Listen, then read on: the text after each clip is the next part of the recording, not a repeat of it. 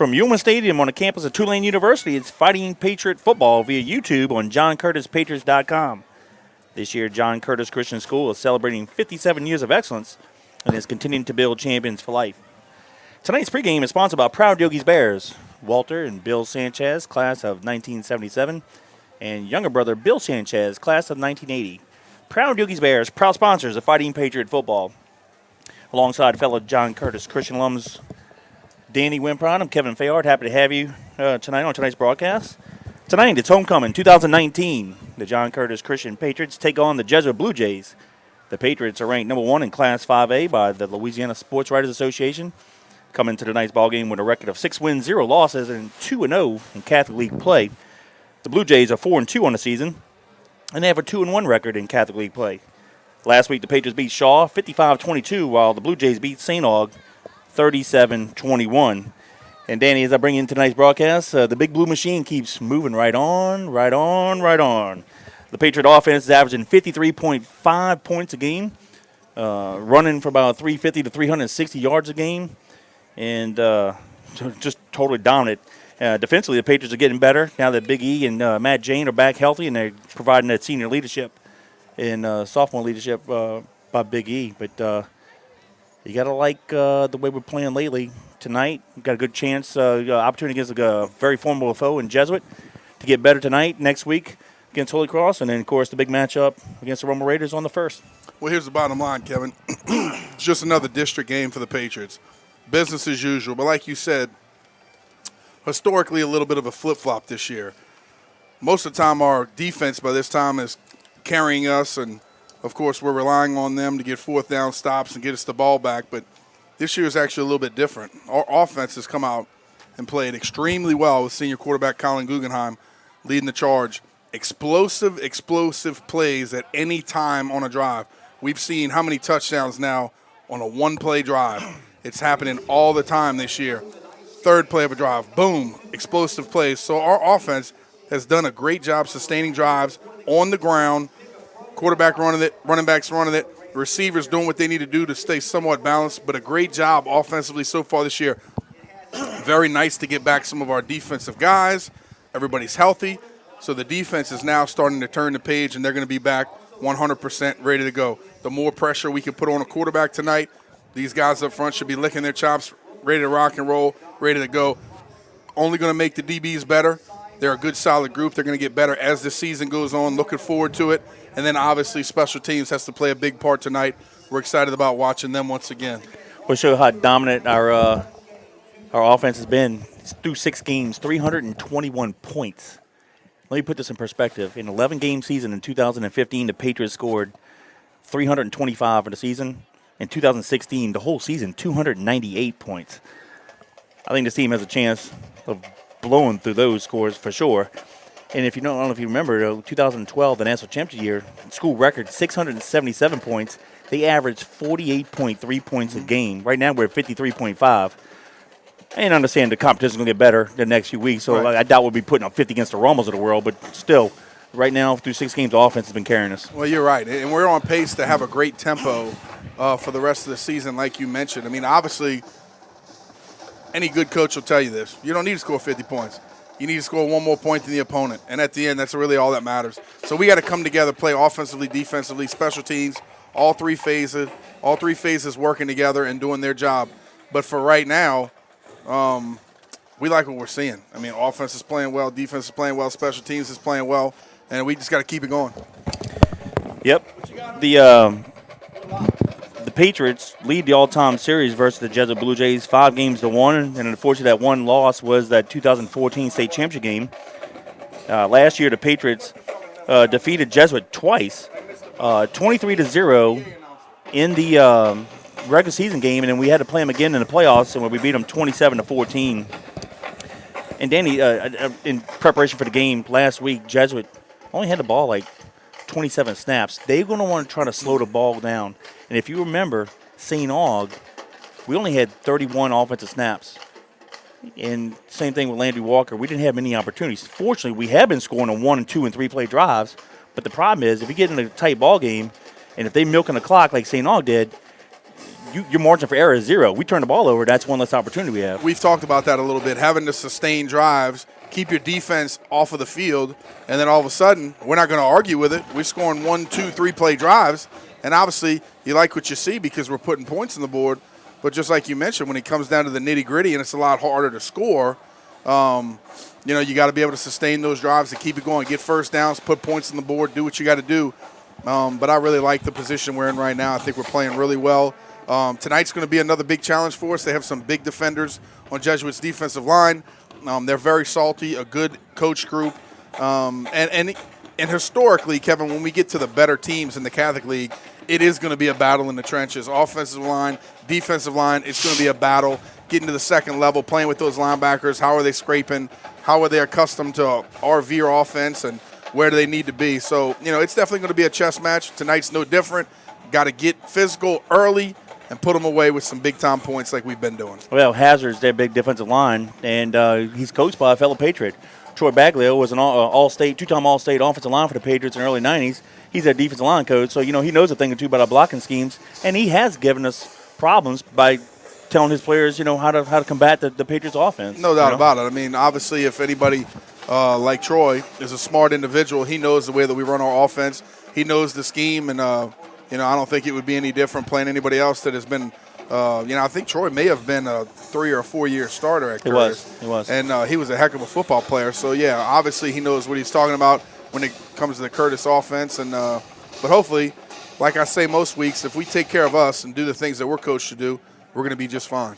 If you guys listen to us on the live broadcast, feel free to send us a text to 504-259-7690. Again, 504-259-7690. Give us your name and location. We'll give you a shout-out.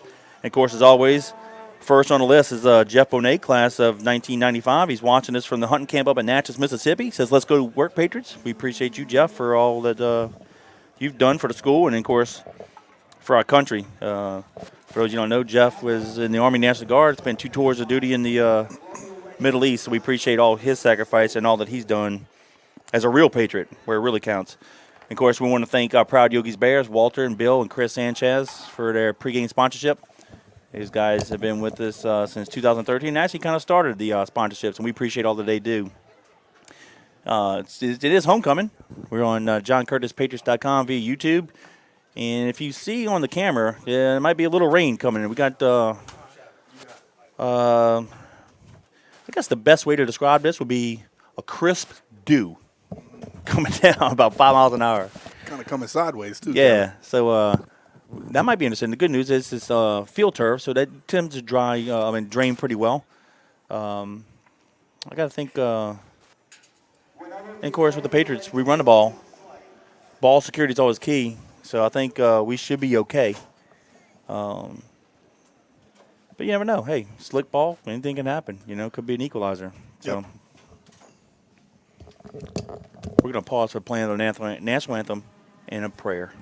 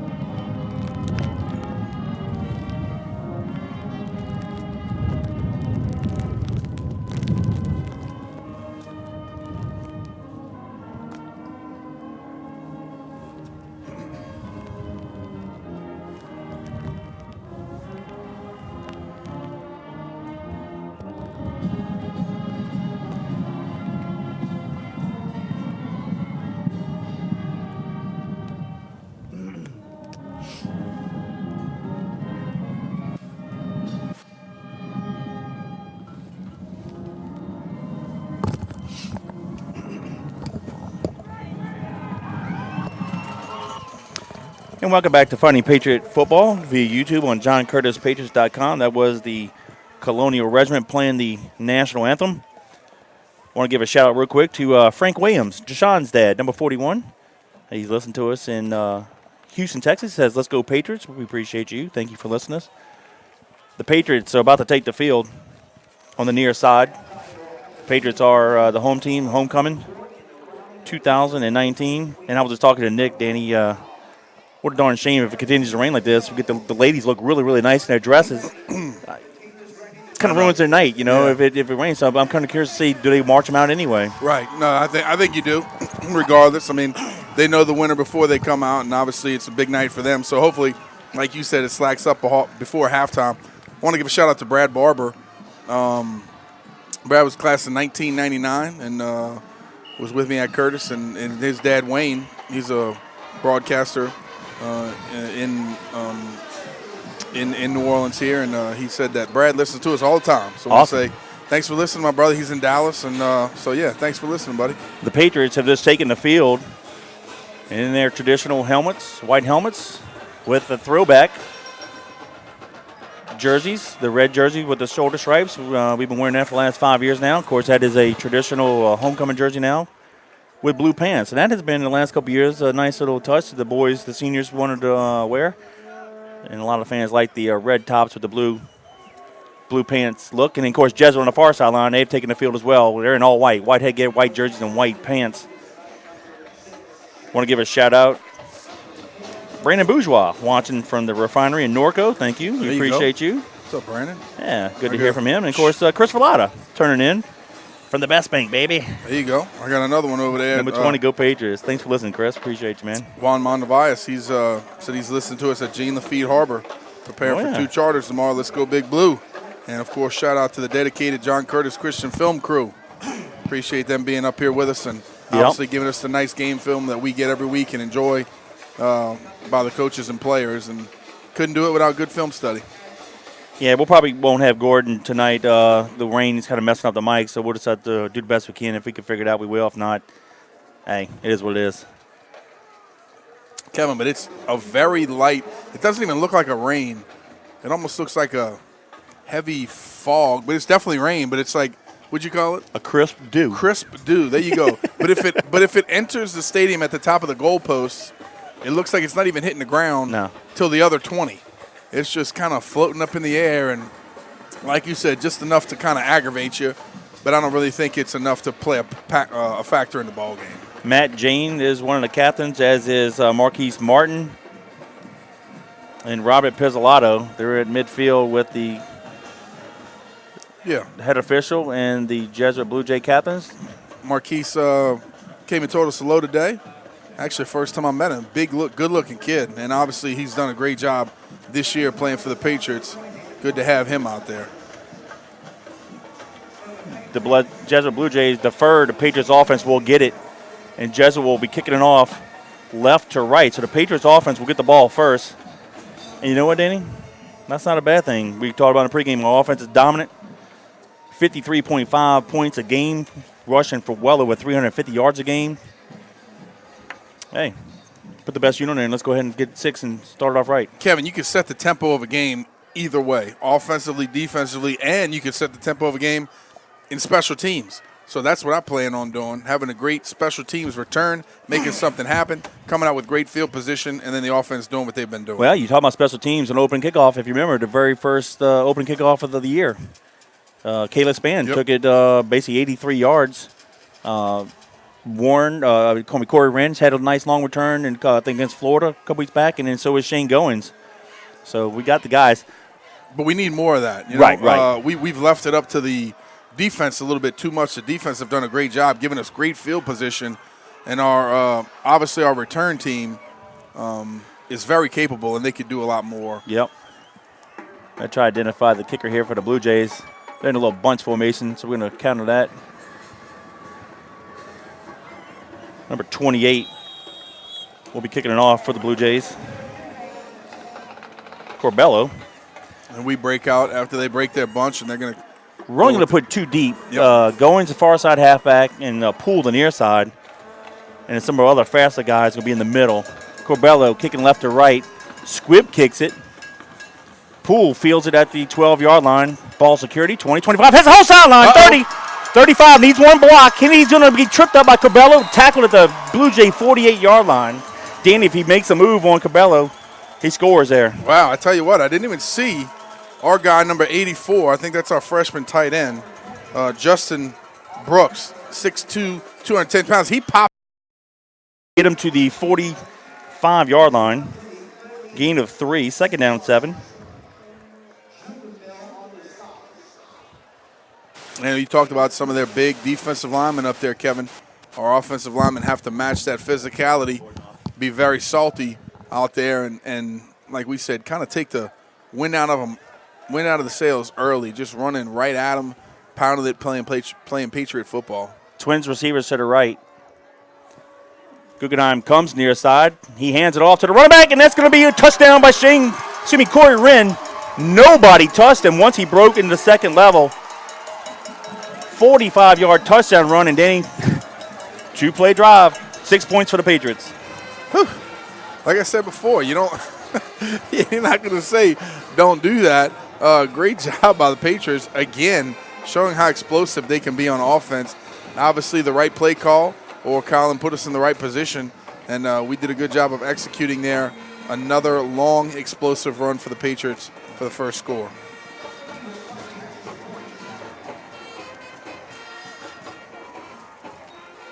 Doesn't get much better than that. Nope. Patriots line up for the PAT. McCready to kick it. Snap. Plays. Kick is up. And it is good. So at 11-10 to go in the first quarter. It's the Patriots 7, the Blue Jays 0.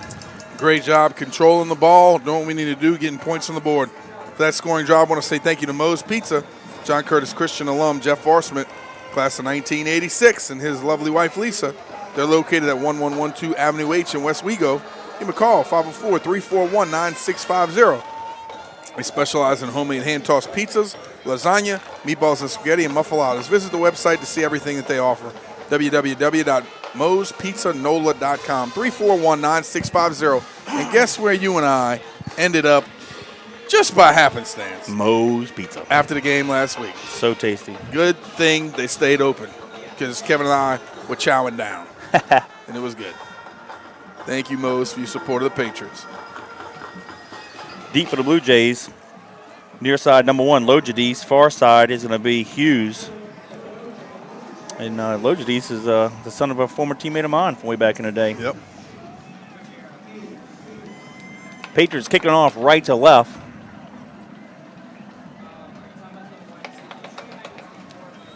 McCready to do so. The majority of his kicks have gone in the end zone this year. Let's see what he does with this one. And he hammers it deep. Oh, yeah, that's a good one. And Hughes from the 1-yard line. Middle return. He's to the 15. Bounces outside 20. And thrown out of bounds near around the 26-yard line. Let's see where they spot it. I tell you what, Kevin, I thought that thing, I thought he drove that 5 yards deep in the end zone.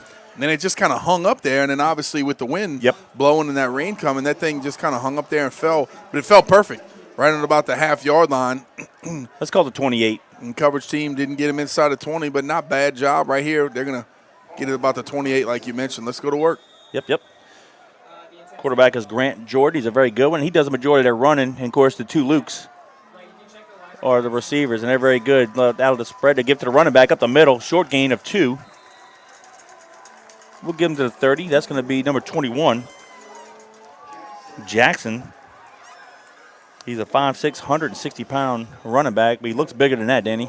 Yeah. No doubt. They're going to try to run it right at us too, Kevin. And, of course, they're going to spread it out a little bit, see how the numbers game plays out. They're going to challenge us down the field a little bit, I bet. Yep. Trips near side split, top of the field. They throw it far side. Going to be caught. That's Besh, Luke Besh, one of the Lukes. He'll have the first down, and he's at the 40-yard line, 1st and 10 Blue Jays. Span broke on it, almost got to it.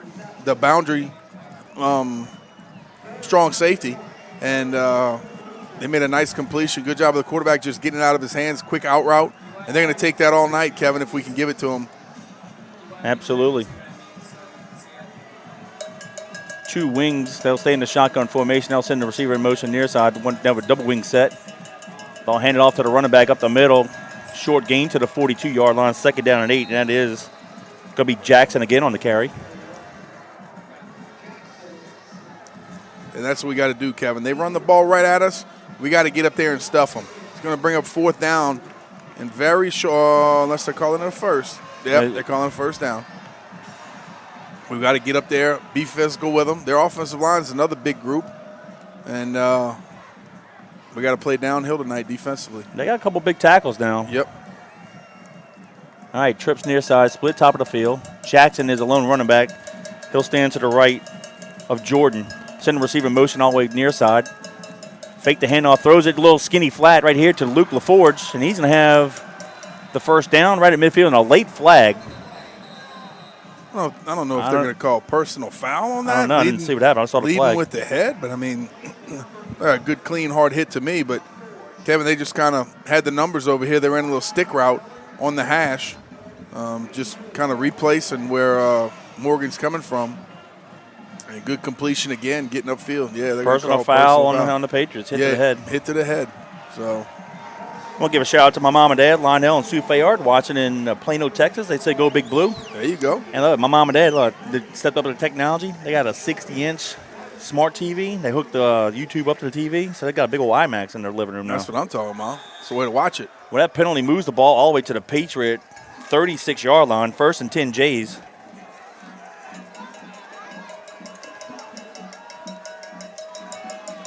Here we go. Come on, defense. Got to get after the QB. 3 receivers to the left.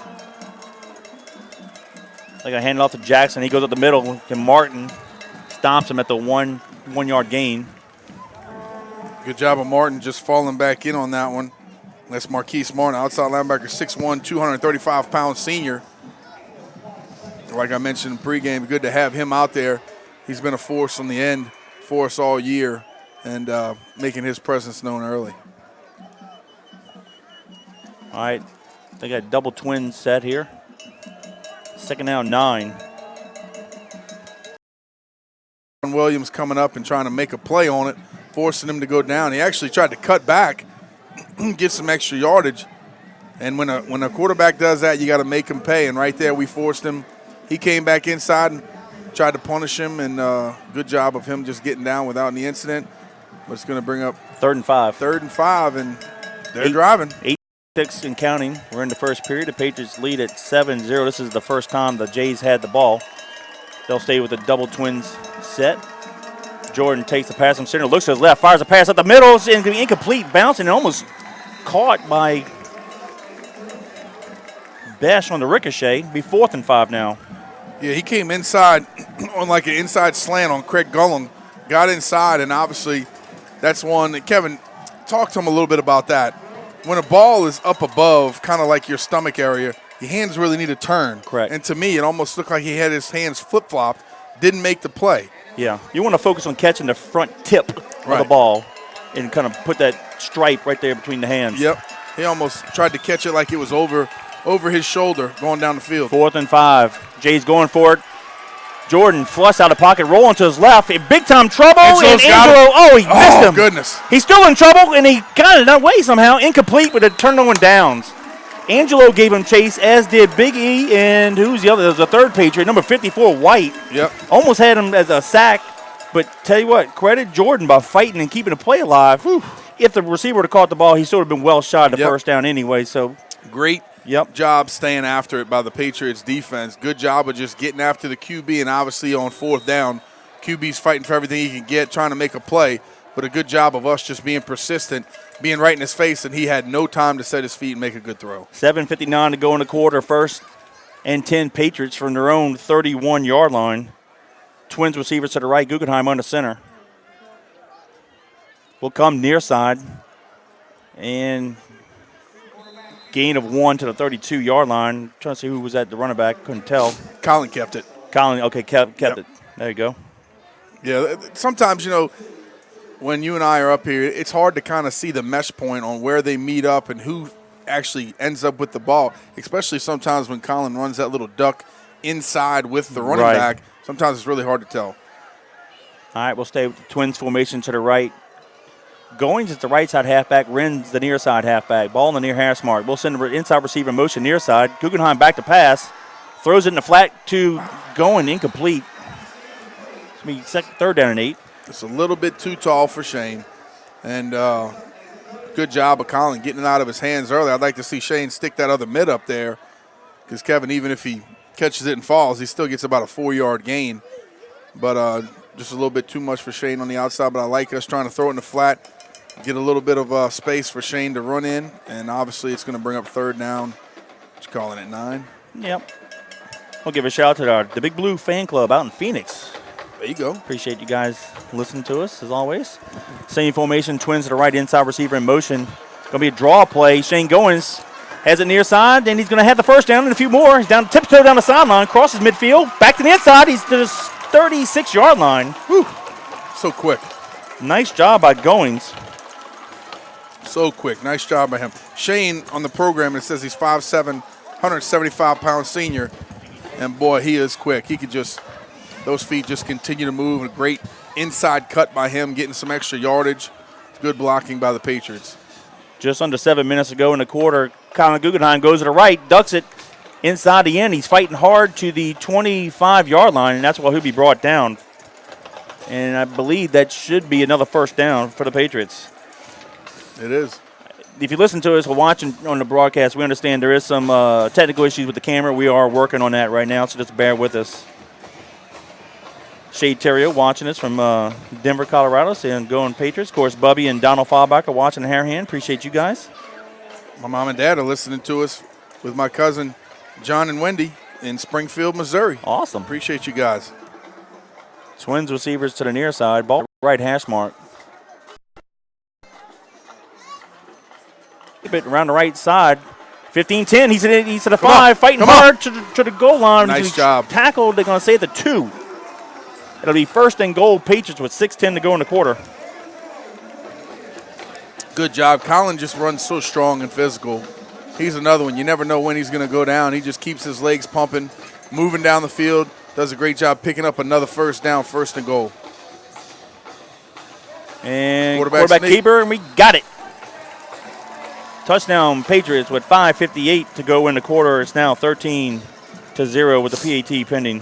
Kevin, with an offensive line that you trust and you feel really good about, anytime you get the ball inside the 2, it's almost hard to not call the quarterback sneak with those big guys in front of you that you feel are going to get a great push. So good job of that senior quarterback, feeling really good and confident in the guys in front of him and them getting a great push and putting it in the end zone once again. Great job.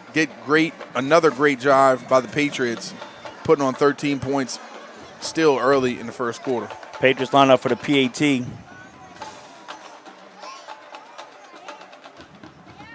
Snap, plays, kick is up. And it's good. So with 5:58 to go in the first quarter, it's the Patriots 14, the Blue Jays 0. Kevin, for that scoring drive, I want to say thank you to Kel Kopecki with Exit Realty NOLA Premier. Kel Kopecki obviously is a John Curtis Christian alum, and he is the broker owner of Exit Realty NOLA Premier. They're a full-service brokerage firm, residential, commercial, and leasing.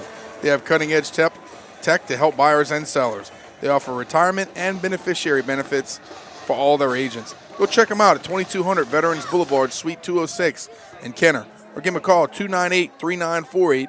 Visit the website at exitrealtynola.com. Kel Kopecki, broker-owner of Exit Realty NOLA Premier. We appreciate your support of the Patriots. Danny Guggenheim's 2-yard touchdown run and McCready's PAT makes it 14-0. They capped off a 6-play drive, 69 yards in distance, taking 2:01 off the clock.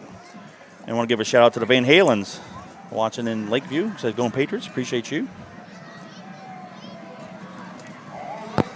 And I want to say thanks to all the people around John Curtis. It was a fun week this week, Kevin. Homecoming is so much fun for all the high school kids as well as our kids. Ashley did a great job of dressing our kiddos up, and they had a great time this week during homecoming. A lot of festivities, different themes for each classroom and class, and a lot of things to dress up and have fun about. And obviously, if you're a high school kid, you're excited about the homecoming dance tomorrow. Absolutely. Business first tonight.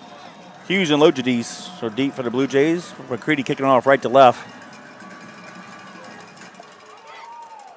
A little bit better kick. This time it does go in the end zone. Not as much wind now. Looks like the rain kind of stopped, so the Blue Jays will have it 1st and 10 from their own 20 with 5:58 to go in the first. You guys listen to us on the broadcast. Just hang tight. We're working on it right now. Technical issues with the camera. Kevin, I got my first check-in from Mr. Brian Mullins this year. Oh, yeah? Checking in from Yaya's. Awesome. They said they're doing a rehearsal dinner right now. So, shoot, might as well give him a shout-out. Give him a call. 575-3434. Go check them out, 2317 Hickory Avenue right there in Harahan. And obviously, for your next event, anything you got going on, Go see him. Tell him Danny and Kevin sent you. Quarterback's going to keep it right at the middle. Jordan, and he's going to get it to the 25-yard line, gain of 5. It'll be second down and 5. Danny Jordan is a 6'2", 190-pound senior quarterback, and he could spin it. Yeah, he can. And he can run it. Mm-hmm. He's a good athlete. He can throw the ball with a little pop and zing, like you said. And it comes out of his hands very quickly. And that's what I said. I think they're probably going to challenge us down the field a little bit. That's why those defensive linemen got to get up in his face and make him uncomfortable early. They'll stay in the shotgun, hand off to DePlus as the running back. He's trying to bounce it near side. He can't do it. Big E wraps him up along with Martin and a host of other red jerseys. Morgan was there first. Good job of him fitting from the outside. And obviously, it looks like we're tackling together as a team. Got all those red jerseys swarming tonight. So a good job of those guys staying after the football and being involved. Third down and 2 from the 28. Twins receivers to the left. They'll stay in the shotgun, and there's a flag on a play. Legal procedure on the Blue Jays. While we got a few minutes here, let me give a shout out to Malcolm Ogeron, a fellow Patriot. Listen to us out in Bro Bridge. Appreciate you. Thank you for being a loyal listener from day one. We're in year 9, Mr. Winpron. Boy, I tell you what. 9. It goes fast when you're having fun, buddy. Twins to the left, twins to the right. So the empty set for Jordan. Takes the pass from center. Quarterback draw all the way. And he's going to be tackled near the first down. It's going to depend on the spot. And I think, Danny, he might have it. He does. He's right on the sticks. Got it to the 30. First and 10 Jays. Kevin, you said year 9. And like you said earlier, we started this 2011. Madden. Yeah, happy birthday to little Patriot Madden. My boy. That was the first year of our broadcast. He was born. So I want to say happy birthday to my buddy, my firstborn, Madden Davis Wimprine. I love you, man. Turned 8 today. They're going to hand it off to the running back Jackson up the middle. And he goes absolutely nowhere. Big E. Tell you what, it's so good to have him back in the middle because he takes up the A gap on both sides of the center. He really does. People don't realize what a presence it is to have such a push in the middle, right into a quarterback's lap, right into a running back's lap. It just makes the whole dynamic of the defense work so much better. Actually, they gave him a yard on that. They'll send the receiver in motion all the way across the formation. So 3 receivers top of the field and a flag on a play. Yeah, Jesuit's tackle jumped off sides, their left tackle. And I tell you what, that'll drive a coach nuts, Kevin. You're just trying to get something going. You're down 14-0. You're trying to do something, and on the same drive, 2 illegal procedure penalties, and moves it back to the 26. Just shoot yourself in the foot. Hey, we'll give a shout out to James, Amy, and Blythe Welsh. They're listening to us in Fort Lauderdale, Florida. They have a lightning delay in their game, so they gathered around watching the Patriots. We appreciate you. Miss you guys, and I believe James had a birthday this week, so happy belated birthday to you.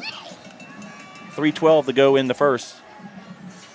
They're going to hand it off to the running back Jackson right in the middle, and he's going to fall forward back to the 31-yard line, so they got the penalty yards back. It'll be third down in about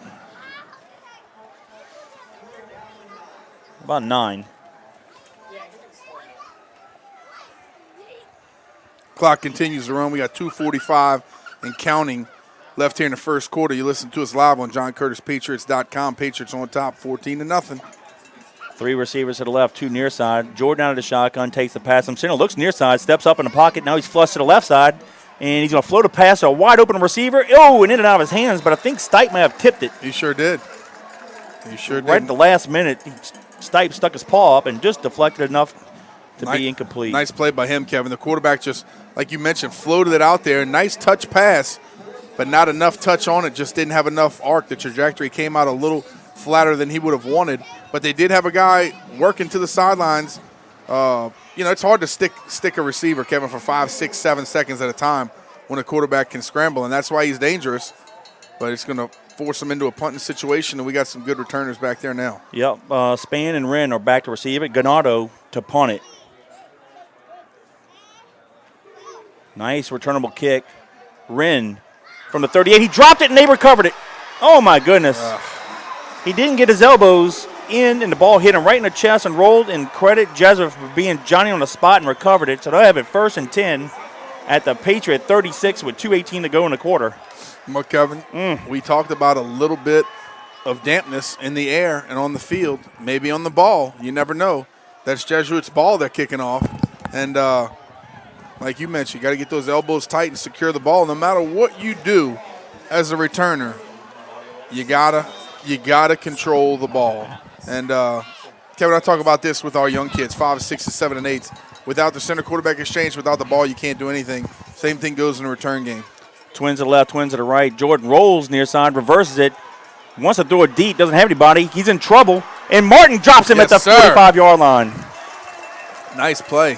Kevin, that quarterback just holding on to the ball way too long. You can't do that. I know he's been a little successful scrambling around. And at first, I almost thought Angelo thought it may have been a screen pass because he got by so quick. And he kind of hesitated, and then all of a sudden Martin came off the edge, and obviously they were trying to push it down the field. But you just can't take sacks like that. Put your ball club in a negative position after a big turnover. 2nd down, 18. 3 receivers near side, 2 to the top of the field. Jordan takes the pass from center, looks near side's in trouble. Rolls to his left. He's going to keep it. Has a lot of running room down that far sideline. And he'll be tackled around the 30, maybe the 29-yard line. Let's see where they place it. I think that was Gulling out there. He's been a really sure tackler this year, number 20 for the Patriots, and another good job in the open field right there as Big E checks in. I'll give a shout-out to Uncle Herb all the way from Arizona. Listen to us. He's Jashawn Williams' uncle. Thank you for listening to us. We appreciate you. And I'll tell you what we're going to do with the cameras in a minute. Jordan takes a pass from center, throws a near side slant, caught, and they will have the first down at the Patriot 23-yard line. That's number 8 on the reception, Milano. Dante Thomas watches a lot of NFL football because he fell on the ground, and he went down there and pushed the receiver, made sure that he was down. But obviously he's down if he's high school football. You can't get back up and run, but I know that's the natural instinct when you're out there. Good job of being right there as he caught it. Under a minute to go in the first quarter. 1st and 10 Blue Jays. 3 receivers to the left. Jordan fakes the handoff, throws the far side, and it's going to be caught. I think he dropped it. He dropped it. He dropped it. Okay, yep. That's good. Bash. I thought he just caught it and fell down, but it looks like he caught it and dropped it and fell on top of the ball. Yep. So it'll be 2nd down 10 with 39 seconds to go. Obviously, the clock stops with the incompletion. He just kind of flicked that one out there, and the receiver didn't really come back to it as much. But, yeah, like you mentioned, I thought he caught it at first, but no, he missed it. And, that ball might be a little slick. All right, they're going to hand it off to Jackson, comes up the middle, and Big E wraps him up after a short gain. All right, 33 seconds here. Let me tell you what we got real quick. We're going to go audio only. We're just having too many technical issues. Unfortunately, Robbie's doing his real job, and Nick is scrambling here, working his tail off, but unfortunately we can't get the camera problem fixed. That's fine. We'll just have you look at midfield and then the score. He can adjust the score, but so just pay attention to us. Don't worry about the camera. You don't need to send me 5,000 texts about it. We understand. That's right. Just listen up. We apologize for the inconvenience. We understand it happens, but at the 1 quarter of play, it's the John Curtis Christian Patriots 14, the Jesuit Blue Jays 0. Kevin, want to give a shout out to Aunt Lisa and Uncle Tim. They're watching the game in Pigeon Forge, Tennessee, and that is Josh Dudenhofer's aunt and uncle. So I want to say thank you to Aunt Lisa and Uncle Tim for watching all the way out in Tennessee. Appreciate that. Guys, for that first quarter of action, I want to say thank you to Anytime Fitness of Metairie, 5200 Veterans Boulevard in Metairie, 70,006. Give them a call, 504-218-4814. Obviously, the owners are John Curtis Christian alums, Damon Lepper, class of 97, and Janice Toops Lepper, class of 01. They're offering 24/7 access to over 4,000 clubs worldwide. Cardio equipment, strength training equipment, free weights, personal training, small group classes, and like always mentioned, Patriot Nation during sign-up and receive free enrollment and 10% off your monthly membership dues. Anytime Fitness of Metairie, we appreciate your support of the Patriots. Well, the Patriots got on the board first with 11:10 to go in the quarter. 2 plays, 48-yard drive. It was a 45-yard touchdown by Corey Wren. McCready's PET made it 7-0. And then with 5:58 to go in the quarter, Guggenheim with a 2-yard touchdown run And McCready's PAT makes it 14-0, and that's where we are here at the beginning of the second quarter. 3rd down 9 from the Patriot 22. Jordan takes the pass from center, steps up in the pocket, throws it over the middle, caught by the big tight end, and he's dropped immediately. Jane and Jashawn Williams on the tackle. They got him at the 17-yard line. And I didn't see the number of the big boy that caught it. Me either, Kev. So that's going to be 4th down and about 4. They're going to go for it. 3 receivers near side, 2 to the top of the field. Take the pass from center. Quarterback draw up the middle, and he's going to have the first down and a few yards more. Breaks the tackle. He's to the 10. He's to the 5. He's to the 3. Span wrestled him down. But it'll be 1st and goal with 11:22 to go in the half. That was scary. Kevin, I thought we wrapped him up right in the beginning for a nice stop on 4th down, and he just kind of sprung out of there. Thank goodness Caleb was there at the end to bring him down.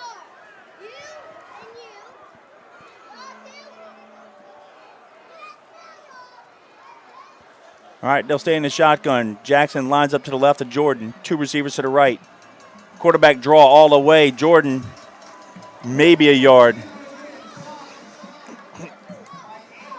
Anderson got him. Yep. Angelo was right there. As soon as he took the snap, he hesitated, and Angelo hit him. Not sure if they got anything. Let's see. It's between the 3 and the 4 yard line. They're going to say it now the 2 yard line. So 2nd goal from the 2. They'll line up 2 receivers near side, 2 to the top of the field. They'll stay in the shotgun. Jordan takes the pass from center, looks to his right, throws it, and it's going to be incomplete. I thought we had a chance to intercept it, but yeah, McMillan didn't have his eyes up on the ball. Obviously, he saw the receiver. He was in chase, trying to get to him as quickly as possible. When you get that close to the receiver, you got to get your eyes up on the ball. But a good job of him, obviously, making the receiver hear some footsteps, and he couldn't come up with it. 10-19 to go in the half. 3rd and goal from the 2. They'll stay with the same formation. Jordan takes a pass from center, rolls to his right, throws it in the end zone, and it is caught for the touchdown. Besh on the reception. So with 10-12 to go in the half, it's now 14-6 with the PAT pending. Giving a nice route out there by Besh. Basically just ran the outside comeback with the quarterback sprinting to him. Goes fade, fade, fade, and all of a sudden he plants his foot in the ground, comes back to the front pylon, and quarterback delivers a nice ball for a score. Blue Jays to attempt the PAT. Snap, place, kick is up, and it is good. That's Corbello with the PAT. So with 10-12 to go in the half, it's the Patriots 14, the Blue Jays 7. Well, we know that they're capable, Kevin. Yep. And our defense has obviously been playing really, really well. But we got to put some more points on the board offensively. Well, the turnover. We're about to do that. Yep. Put you in a tough situation, like you said. Anytime you have turnovers or, bad plays, special teams, it's the exact opposite of what we've been used to, being able to put ourselves in good field position. And I guess I'm going to wait a few seconds to give our sponsor after the kickoff. All right, I'll give a shout out to Jay Haley and Tracy Eckert watching in New Brunswick, Texas. Jay and the defensive line coach for the Blue Jays, Troy Baglow, were teammates at Curtis and in college. Is that right? Yeah, at Southeast Missouri State, yeah. Bet you that was a good offensive line. They were. Well, I know they were at Curtis. For sure.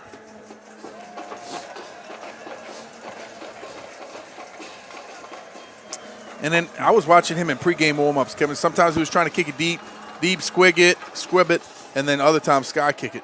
Squib there. We're going to feel it the 26-yard line. Ogeron. Middle return. It's Ogeron, the big tight end, and he's going to get it to the 45-yard line. Let's see if that's where they spot it. He got thrown out of bounds on the far sideline. And Danny, for a big tight end, he's pretty athletic. Oh, no, he's very athletic. We saw him earlier this year playing defensive end, and we loved him. Coming off the edge, getting right in the quarterback's face, just abusing the left tackle. So obviously he's a playmaker for the Patriots. got to get his hands on the ball a little bit more. They're going to say officially the 43-yard line. That's where the Patriots will take it over 1st and 10. The Patriots going left to right. Ball on the far hash mark. Goings the near side halfback. Wren the far side. Guggenheim under center, comes near side. Nowhere. Goings got it. 2nd down 10. Yeah, Colin almost spun off of that one. Made me a little nervous, like he didn't secure the ball, but obviously he did. Good job of them defensively by the Blue Jays, getting up in our face and making it tough to make the read. But, you know, no hard feelings here, Kevin. Sometimes you just got to take a play, regroup, understand what you saw, and then get back to it. Under 10 minutes, 9:30 to go in the half. 2nd down 10. Guggenheim back to pass, looks far side, caught. I believe that's Taylor on the far sideline, and he's going to have the 1st down. He's at the Blue Jay 45-yard line. We need to get him involved in the game more often. Because in a couple weeks, we're going to need to get those guys out the box. Well, we were talking about this before the game, Kevin, with some of the coaches. Is that right there is just a simple handoff. Yeah. You know, it's just an extended handoff. You just go out there, pitch and catch, nice and easy.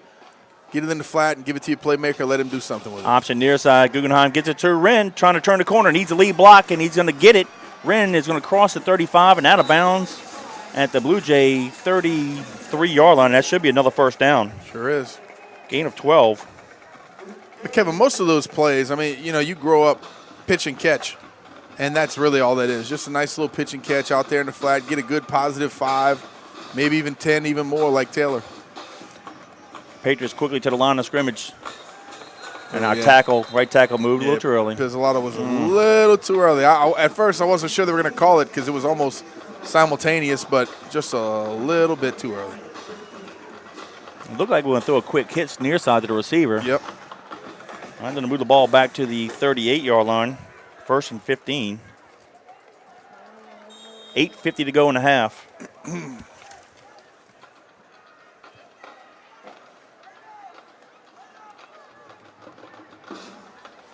They'll keep the ball on the near hash mark.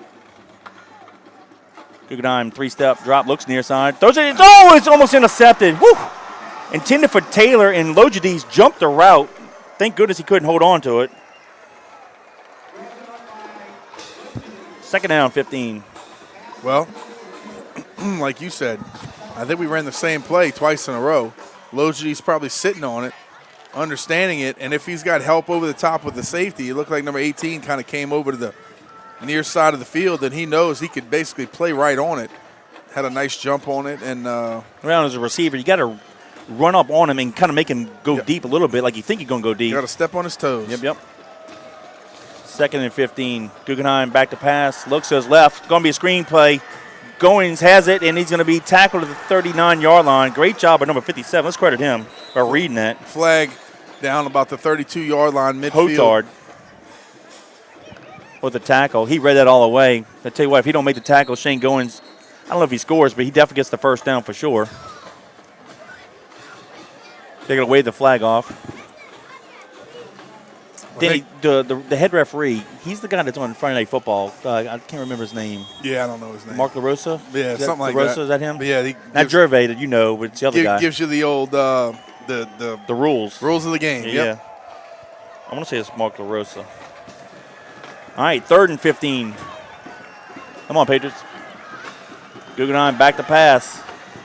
Fires it a deep out route. Caught on the far sideline, and I believe he should have the 1st down. If they give him forward progress, the Blue Jays pushed him all the way back to the 29-yard line. But I think forward progress. Yeah. This guy's got it. He's got it set at the 25. Yeah, the near side. No, he's around the 23-yard line where he caught it. But they're going to – there's a flag in the play anyway. Holding. Patriots going backwards here. They're holding on us. They have to get to the 23. It looked like he caught it around the 23 to 22-yard line on that far sideline. They pushed him back. The near side receiver referee was going to mark it at 25, but it doesn't matter now because they're marking it back to the 48-yard line. Kevin got a shutout from Brad Guthrie, he said you and Kevin do a great job watching live in Plano. He said probably right around the corner from Kevin's mom and dad. That's right, they are.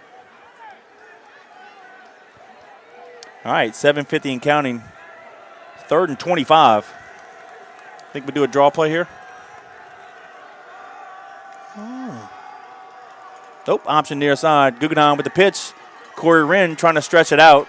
Great job of the Blue Jay. The late flag out of bounds. That should be a first down for the Patriots. Well, it was a face mask. Yeah, but it was also hit him too, so let's see. Did they? It will be a flag, but will it be enough for the first down, though? Might have two. Might have a face mask and a personal foul. Yep, we'll see. Kevin got a shout out from old Gare Freibacher. Where you at there, G baby? He said, "Beat them Jays." Is he on the other side? No, his nephew LaForge is one of the receivers. Mm-hmm. Yeah, but no, I don't think he's over there. He didn't come to the game. No, he said he's over there with Uncle Donald, listening to us live. Personal foul, face mask. That surprised me. I thought. And then dead ball foul, personal foul. We got both penalties assessed, so that's to be a first down. He had us out of bounds, but I thought that face mask penalty was just a 5-yarder. It looked like he kind of touched it and then took his hand off of it. I didn't think it was a personal foul face mask, but anyway, good thing for us, like you mentioned. They bailed us out. First down. Yep. That'd be 30 yards and penalty yards. Okay. Yep. There he goes. And now they're marking out the personal foul, so this will be a first down. They're going to mark it at the Jesuit 12-yard line. 13, let's call it the 13. It's between the 12 and the 13, but closer to 13. Huge. That's rough. We'll take it. 7:34 to go in the half. 1st and 10 Patriots at the 13. Talk about shooting yourself in the foot. Well, like you mentioned, Patriots are still driving. We have 7:34 left in the second quarter. Patriots on top 14-7. You listen to us live. Malik Ward checks in at running back. He's with Goins. Ball on the near hash mark.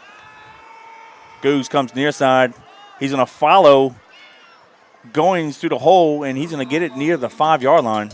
And, Danny, you always say if the quarterback tends to do that, chances are he probably missed a read. Yeah, well, from my perspective, now maybe these days they're telling him something different. But from my perspective, if you could follow him, then it should just be a give read. They're going to spot at the 6. And as a QB, you know what, Kevin, sometimes – it's almost simultaneous that you understand, I probably missed it, but you know that you can just follow him, so that might be what it is. 2nd down, 3. Guggenheim goes to the left. He hands it off to Wren. Wren's going to have the first down inside the 5-yard line. It almost looked like Wren ran over one of our offensive linemen, and or somebody did. And as a timeout, Jesuit. They're going to mark it at the 4-yard line. It's going to be 3rd down. Yep. He had the first down. They pushed him back, and they're going to mark it at the 4. So, timeout to the Blue Jays. Charge to the Blue Jays. 6:42 to go in the half. It's the Patriots 14, the Blue Jays 7. Kevin, for this timeout in action, I want to say thank you to another one of our great sponsors, Jean Lafitte Harbor.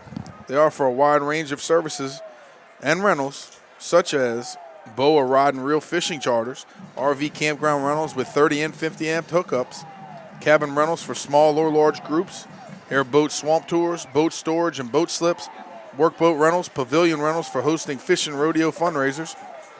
They have a fully stocked hardware store and marina, and new this year you can dine at the Barge Restaurant for breakfast or lunch. For more details, visit www.jeanlafitteharbor.com or contact John Curtis Christian School alum Shaw Cuevas, class of 2005, at 504-689-2013. Jean Lafitte Harbor, we appreciate your support of the Patriots. It's pretty cool. I had a guy call me this week for 2 toilets. I said, where are they going? Oh, we're going to Jean Lafitte Harbor. And he goes, I forget the guy's name. I said, is it Shaw Cuevas you talked to? He goes, oh, yeah, it was that guy. I said, yeah, I know. 3rd down and a long 1. Got to get it to the 3. Ball's between the 5 and the 4. 2 tight ends split near side. Guggenheim on the center, and they're going to place the ball right in the middle of the field. Guggenheim goes to the left. He's going to keep it, and he's going to have the first down. This time he's at the 1-yard line. 1st and goal. I want to give a shout out to Coach Butch Henderson. He's listened to us out in Birmingham, Alabama. Coach just recently went to NB Anderson and had a clean report. Tumors shrinking up, so we appreciate all the prayers. And good deal. As always, Coach, keep fighting like a Patriot. 6:20 to go in the half. Ball on the left hash mark, first and goal. 2 tight ends split to the left. Wren and going to the halfbacks.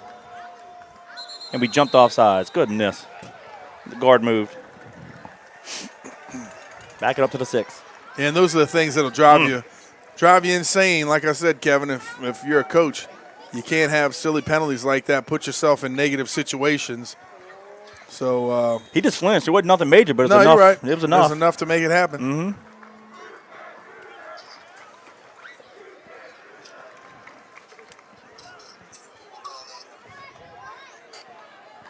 Clock is running, under 6 minutes to go in the half. 2 tight ends. Taylor, the wide receiver, near side. Will come near side. Goins gets a handoff. Give him 1 to the 5. And they're doing a good job of meeting that mesh point from the quarterback and the running back. Right there makes it tough.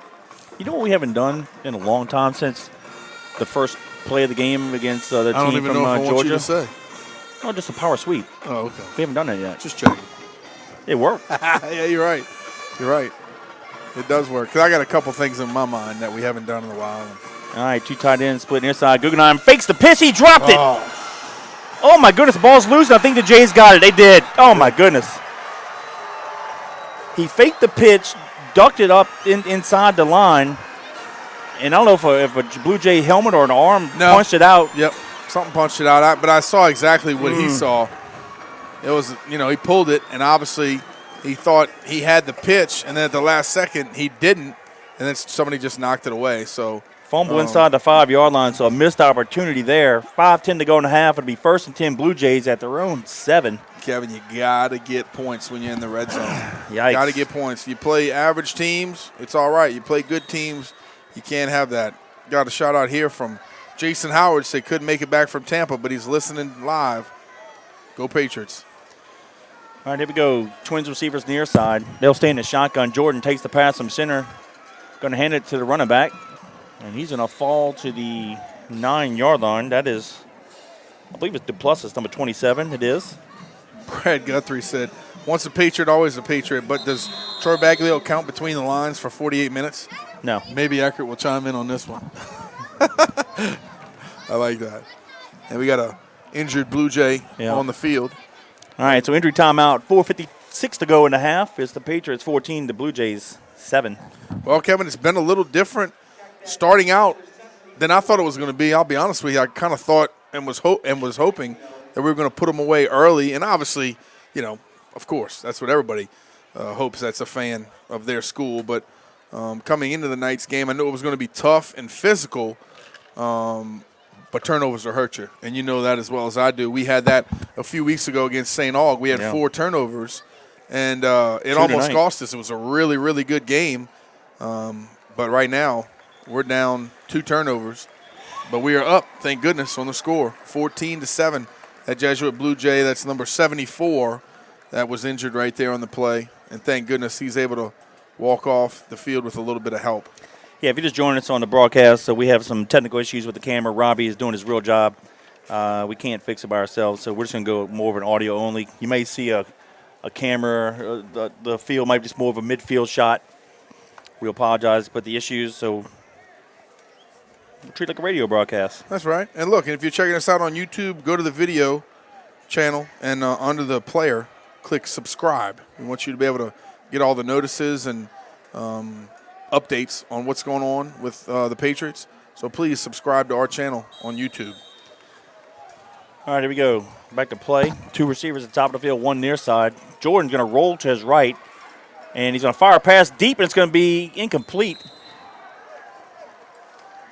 Intended for LaForge. And Dan, if you remember, the 2014 state championship game against Jesuit, the quarterback Trey LaForge, that's Luke's older brother. Yep. The LaForges, they're a River Ridge staple, man. Must be 100 of them. Luke played with Michael Curtis on that first East Bank team that went to the regionals in 2015 for the East Bank Little League team. He's a good little athlete. Two receivers at the top, one near side. Jordan fires a pass, top of the field, and it's going to be incomplete. Threw it out of bounds. Uncatchable. Yeah, Dante Thomas should be fourth down. Right there on it. But like you mentioned, I think that was just thrown way too far out of bounds. Uncatchable. Great job right there by the defense, stepping up and saying, going to get the ball back. That injured Blue Jay, number 74, is Troy's son, Dalton. Gotcha. So the Patriots defense holds, will force a kick. Ganado will stand in his end zone. Span and Wren are going to stand around the Blue Jay 40. Wobbly kick. Wren fields it at the 36-yard line. He's pushed all the way back to the 42. And a late flag. I don't know what the flag is. Yeah, I'm not sure what that was. That kind of came out of. Well, we didn't block anybody because there were 4 J's on Wren. I was about to say there was nobody there in that part of the field. So it'll be 4:29 to go in the half. Holding. Let's see where they put it. I said holding on the Patriots. Well, I don't know who we held because 4 guys tackled us. Yeah, I didn't see anybody in the area. That was Maybe a poor job of holding. He just held on a little bit too long, I guess, and decided on it later. Well, moves the ball right to the 50-yard line. So it'll be 1st and 10 Patriots from midfield. 4:29 to go in the half. The Patriots lead at 14-7. It hasn't rained since the early part of the first quarter, so I would think it's been nice now. It can't be wet. I got to think that fumble we had down here, that somebody's hand or helmet must have hit the ball.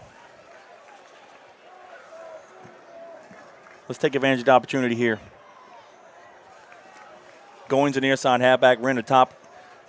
We're going to throw it top of the field. Davis makes the catch, puts a move on the defensive back, has the first down and more, and he's going to be run out of bounds on the Jesuit 26-yard line. Nice job there with the run after the catch. Javon Davis, yeah, he does a great job. He's very athletic, Kevin. Very athletic. They're looking forward to him growing up in this offense, and he's even been playing a little defense, so it's good to see him on the field. Very good player. Twins to the left will come near side. Guggenheim with the pitch to Wren, and he has the whole sideline. He can tippy-toe for the touchdown, but he's going to sprint anyway. Wow. Touchdown with 4:14 to go in the half. Great execution right there. Great execution by the offense, slipping one out in the flat, making somebody miss. Really nice gain, and then obviously putting ourselves in position in the running game. Once again, Colin Guggenheim controlling it right there, making the wise decision, kicking it out there on the pitch.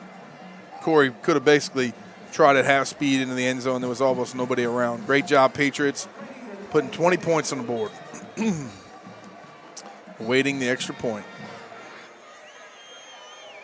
I mean, he had the whole sideline to himself. Really did. Patriots line up for the PAT. Guggenheim to hold, McCready to kick it.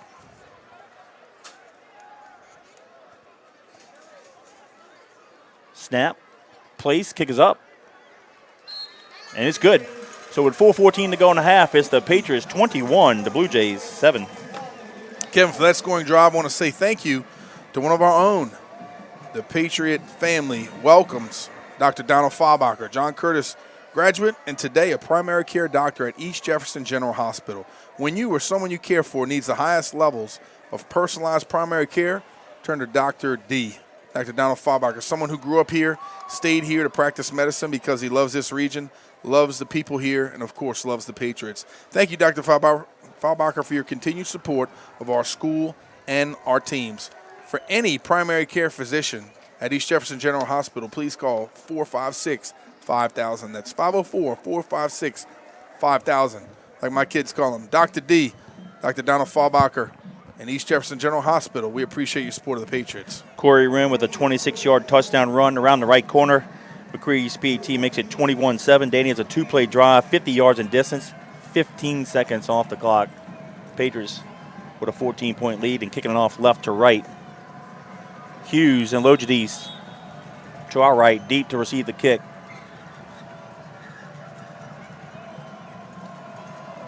And McCready hammers it. Oh, yeah. Out of the end zone on the fly. I mean, he hit the wall on the fly. He drove that one. Wow. So it'll be 1st and 10 Blue Jays from their own 20. Jay did answer you. He said, yeah, Bags is a homecoming date this year with a little LOL.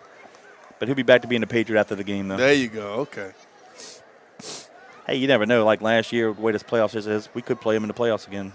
That's right. Yeah, it's crazy. You get all geared up to play these Catholic League games, and all of a sudden you play well, you win, and you nudge one out, and then guess what? You play them again. Yep. That's the way it works. Got to show up every week. 3 receivers to the right, 1 near side. They're going to hand it off, fake the handoff to Hughes, Jordan fires a pass over the middle to be caught at the 40, tackled immediately. Ooh, flag. McMillan with the tackle, and there's a flag around the 29. Did they have a lineman downfield? There's also a flag near side as well. Yep. That sure is. Yep, lineman downfield. That hurt us twice. We've had last week against Shaw, and if you remember against Landy Walker, we had a deep curl route for a first down. Uh-huh. And I thought it was a tight end running down with him. Come to find out it was one of the guards running down the field. He was receiver depth on that play. So it's happened to us twice. 4:05 to go in the half.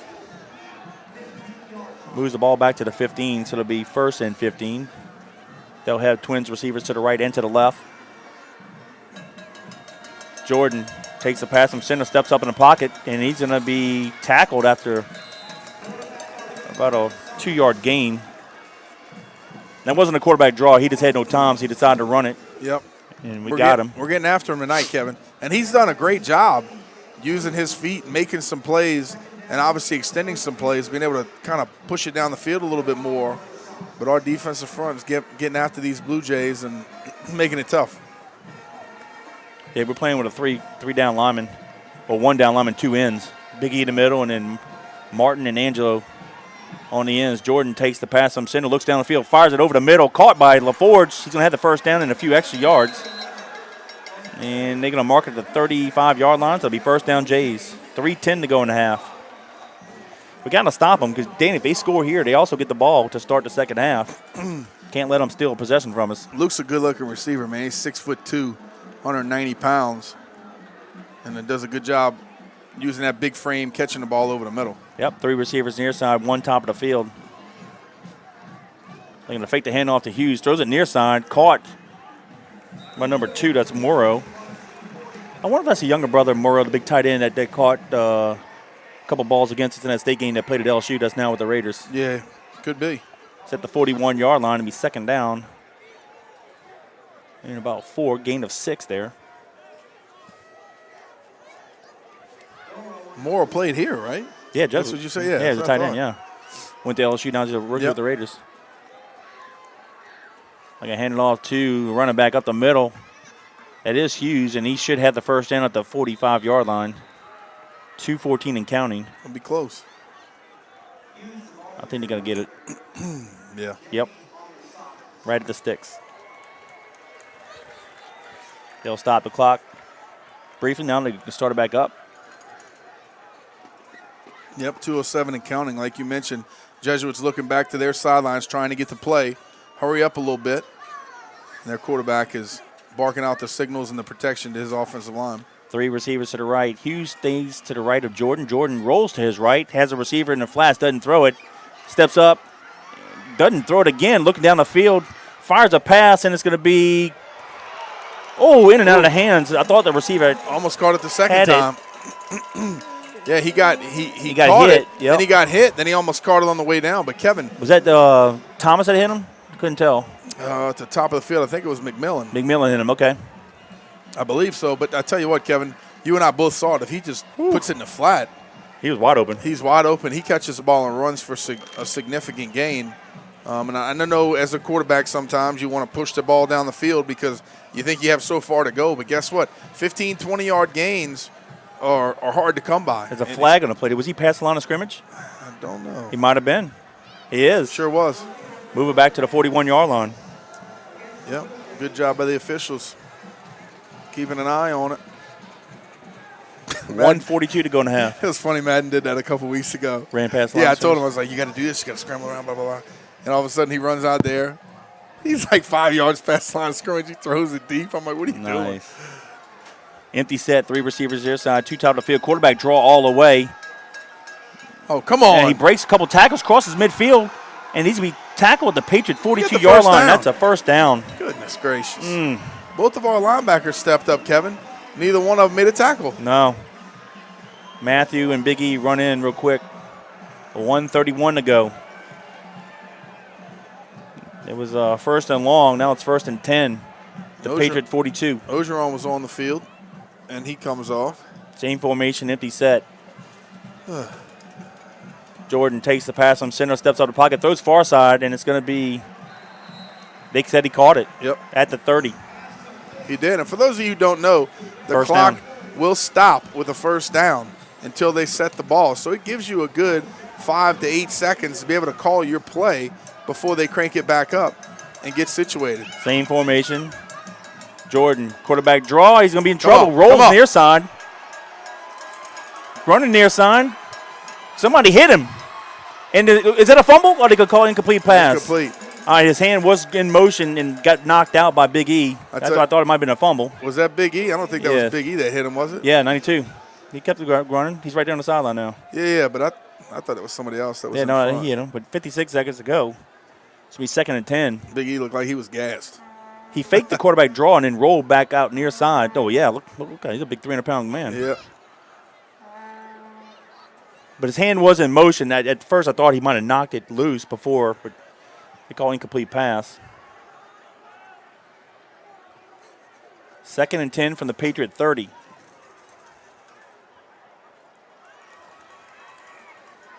Two receivers to the left, two to the right. Hughes is the running back. Jordan takes a pass from center, in trouble, breaks a sack, rolls to his right, fires it over the middle, and it's going to be nice play. Incomplete. Gullum knocked it away late. Nice job. 3rd and 10. A good job of accelerating through the ball. A lot of times you'll see that, Kevin, is receivers kind of trot a little bit coming back to the football because they don't know if they're getting it. They don't just sprint all the way.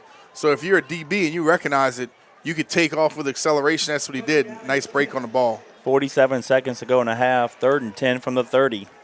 Because as a receiver, you don't want to run yourself into the out of bounds. Oh. Hughes lines up to the right of Jordan. Two receivers to right and left. Jordan takes the pass from center, looks right, fires it. Intercepted! Yes, sir! On the far sideline, that is going to be Dante Thomas. He stepped up right in the middle of Besh, was the intended receiver, and picked it off at 41 seconds to go. Great job, buddy. I think it's in a sportsmanlike conduct penalty. Is that flag? Yeah, I think might have had a little something to say after he got the pick. I almost was Nice about to play. say this. If you remember, right before halftime in the playoff game, they had 1st and goal 4 times to the 1 yard line. We stopped them. And I want to see what happened on this play. And here it is, the Patriots right before half, going to the same goal line, stopped the Blue Jays again. Now we got a turnover. So it's on us, but we still have the ball. It's a post-possession foul. We got the ball. Unfortunately, though, Kevin, if you don't have that penalty with 41 seconds, we actually might try to push that ball down the field a little bit for another score. Well, why not do it now? Pushing up, I don't know. 41 seconds, 3 timeouts. We had a field goal kicker. Are you quitting on me, Wimpron? No, sir. No, sir. I'll never do that. Never do that. No, I'm just saying, man, it's just a little further to go. And deep in your territory, you don't want to do anything silly. Cost yourself. Yeah, so, he might be conservative. But a nice play right there by Thomas to come up with an interception. Huge timing for us. At the 11. To be able to make the play and stop their drive. We'll kneel it here. And going to halftime with a 14-point lead. Or do we run that two-lane play right here on their field? That'd be nice, huh? That would be nice. That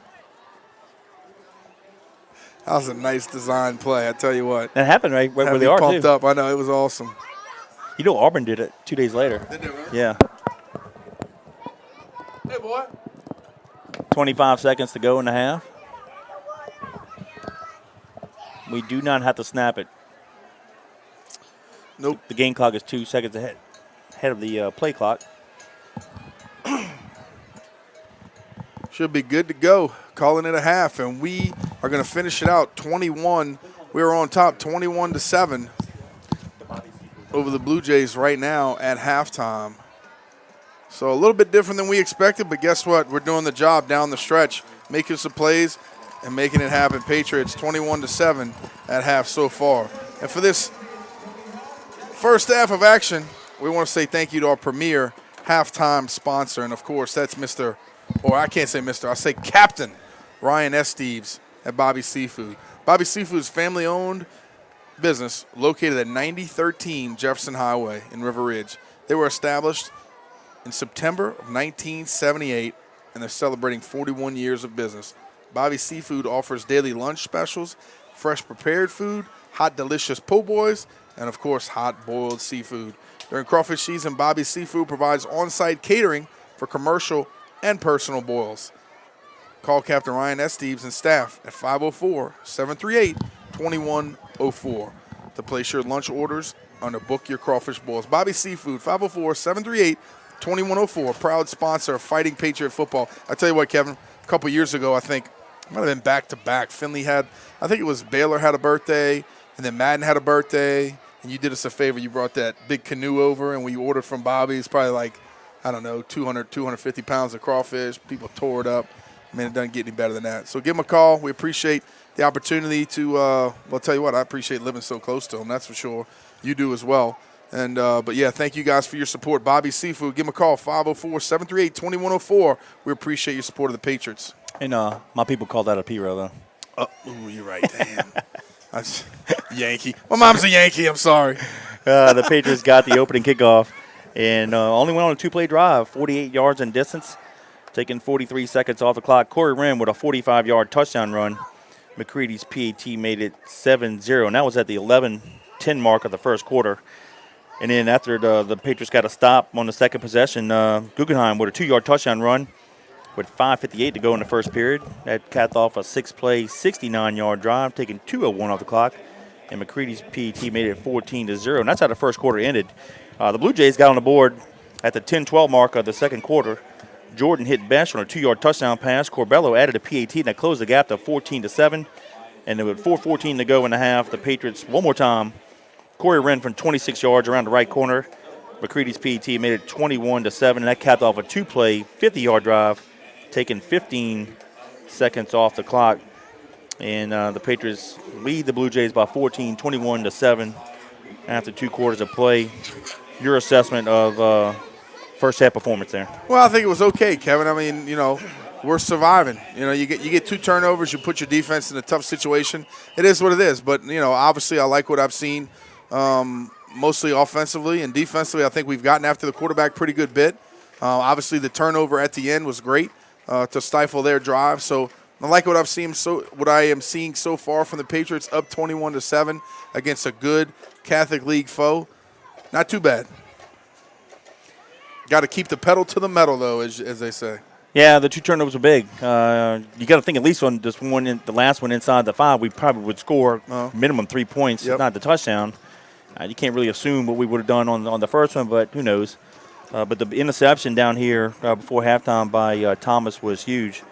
And, you know, we kind of talked about this off air. I don't recall the Patriots ever mirroring LSU the way we have this year. And what I mean by that is, look at the numbers that the offense is putting up this year. We're averaging 53 points a game. Look what LSU's averaging. They're over 50 points a game or close to it now. Defensively, LSU had some issues up front. Secondary wasn't playing as good as, you know, can be. But then LSU got healthy last week, and defense is playing better. We've had some guys up front. Big E and Matt Jane were hurt for the first several games. Now that they're back, and the defense is actually playing a little better. Gel. Yep. And my point to you earlier was you're only as good in the secondary as you are up front. And now that we got some health up front putting pressure, it's helping those guys cover a little longer if they need to. So a little bizarre parallel between the Tigers and the Patriots. Never seen that before. But, you know, the 2 turnovers in the first half really kind of kept it close. We probably should have had at least one more touchdown and be up 21. We're only, I was about to say, we're only about 7 points off where I thought we would be, 28-7, 21-0, something like that. So, you know, a good first half for the Patriots, but obviously it can always be better. But like you mentioned, Kevin, we're playing some good football right now. Definitely good to have the rush back in there. We mentioned it in the second quarter. You can't cover guys for 5, 6, 7 seconds. It just doesn't happen. As the secondary is going to break down, receiver's going to move, and quarterback, obviously, like Jesuits, he could scramble and make some plays. But so far, so good for the Patriots. We're listening to a little bit of the Blue Jays band. And then, obviously, tonight, a big night for John Curtis. It's our homecoming week. So a nice week of festivities at school. A lot of fun for all the boys and girls that attend. John Curtis Christian School, but obviously we're going to try to mention who is on the court. And congratulations to them, Kevin. That's a big deal. I mean, I know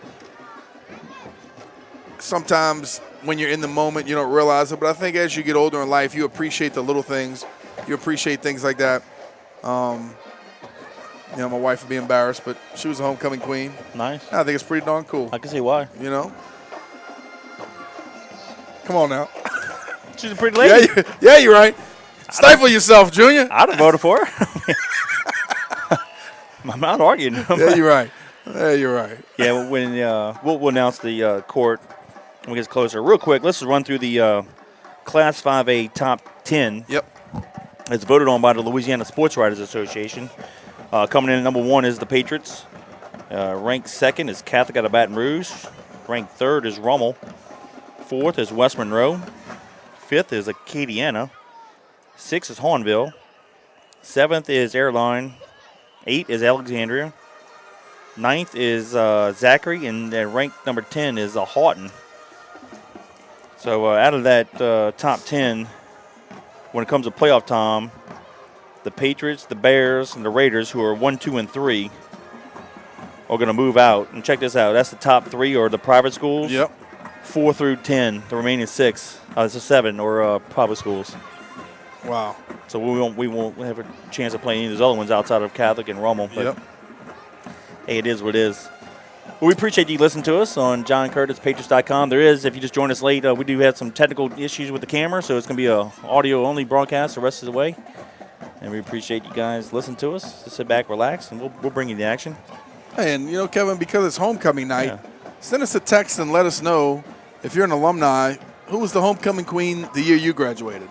Yeah, that'd be awesome. Let us know. And, send it to 504-259-7690. Again, 504-259-7690. If your wife or girlfriend was a homecoming queen, just give her name and the year. Yeah, let us know. All right, I'll start. 31 years ago would have been the fall of '88. Was my senior year, and Denise Abity was the homecoming queen, and coincidentally, her niece Hannah Brignac is one of the senior members and has a chance to possibly win. Bloodline. And Denise's older sister Donna, in '86, was the homecoming queen. So it seems like the homecoming queens tend to run in the Abity Brignac family. So let's see if Hannah can keep that alive. Yeah. Now, was Ashley the homecoming queen your senior year? No, she was the year after me. Right, I was a year ahead of her. I believe. Oof, God, you had to put me on the spot. I believe it was Jessica Rutley. Jessica Rutley? Yeah, it was my senior year. I'm almost positive. Yep. Hey, we give a shout out to Jimmy and Nancy Burns. They're out in Stark, Vegas, because the Tigers are up there, and of course their son Ryan's in the Golden Band from Tigerland. And here comes the Colonial Regiment and all the little peppers. Yep. Forming the line. Let me real quick. Cute to see them out there. Here's the homecoming court representing the 9th grade: Abby Curtis and Jasmine Roach. 10th grade is Gabrielle Boudreau and Anna Curtis. I'll come to that in a second. 11th grade is Trinity Mitchell and Danielle Tax. And our 12th grade representatives are Gabriella Battistella and Hannah Brignac. So check this out. We have a 9th grader, Abby Curtis, and 10th grader, Anna Curtis, the 2 daughters of Coach Jeff Curtis. So does he, after he walks, Abby, does he turn around and sprint and go get and come back with Anna? Maybe so. And guess what? Or does he do one and put one on both sides? Guess who else was a homecoming queen? Who that? His wife, Tony Curtis. Oh, that's sure right. Sure was. So yeah, let's see if he's out there. Put those binoculars on, big boy. See who you got out there. This is the last year's queen. And that's Coach Preston. Yeah. Man, that guy cleans up, doesn't he? Nice. Oh, last year's queen. I got a picture in my mind. I got to see her, but I can't remember her name right now. Let me see binoculars. But it's all around my neck. Never mind. She's a cheerleader at Southern Miss right now. I'm gonna try to listen about. Hang on.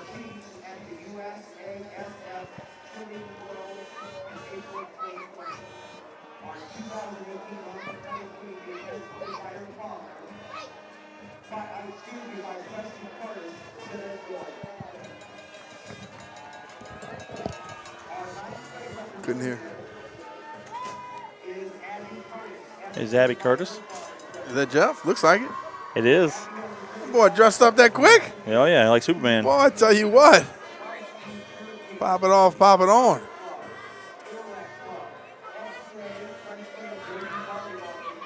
Doyle, last name Doyle. Can't. What's her first name? Oh, yeah, that was Melissa and Yeah. is it Kevin? Yes. Keith? God, I forget. But the daughter. Yeah, cool. Awesome.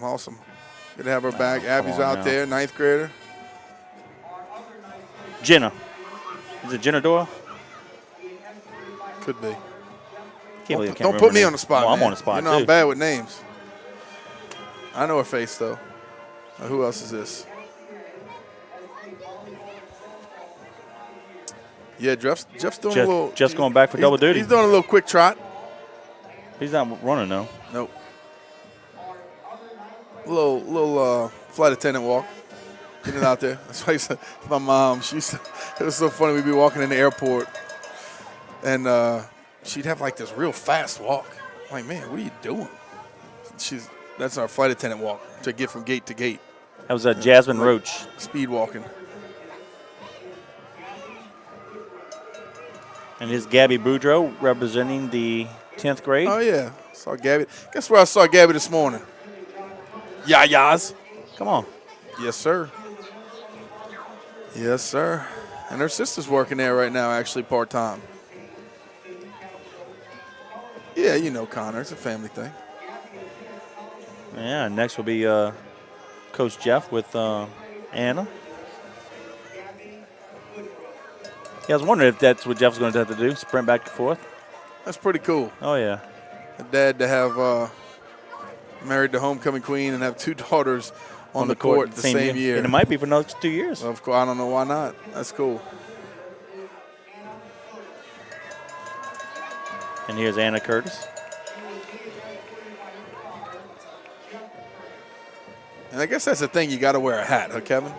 Is it like the Derby? You gotta wear a hat for a homecoming court. I think that's pretty standard kind of a protocol. tradition. Yeah, why not? I'm glad the weather held out because it was kind of ugly at the beginning of the game. You're exactly right.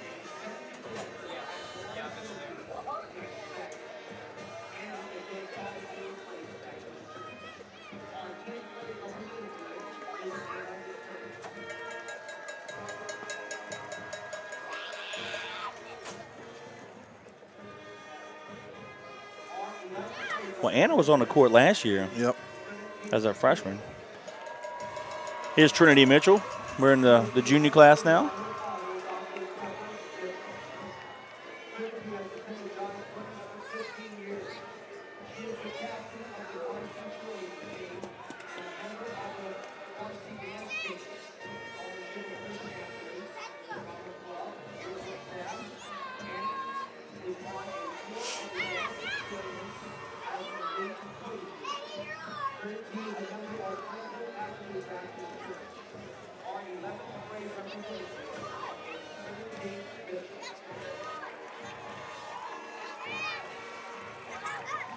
Our other 11th grade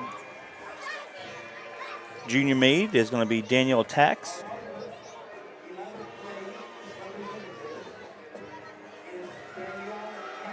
Man, I tell you what. It's funny just. That's going to be you one year, you know that. I was just thinking, man, not a little bit about that, but it's just funny to see, golly, when you're young, you know, everybody tells you how fast time flies. And it really does. Like, it's unbelievable. See Abby and Anna out there, Danielle. Like, it's just, it's unreal, you know. Years ago, we remember when they were babies.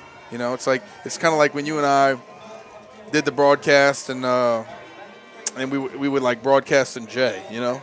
And Jay was, my wife used to babysit him back a little bit when he was young. And it's just amazing to see how fast time goes by, man, and how these kids grow up. And to see my kids grow up and shoot, Madden's already 8 today. It's like, whew, almost brings a tear to the eye. Andrew Waters said in 2010 his queen was Kelly Lauricella. Oh, yeah. Kelly's a cute girl. All right, now we're in the seniors. Gabriella Battistella will be introduced.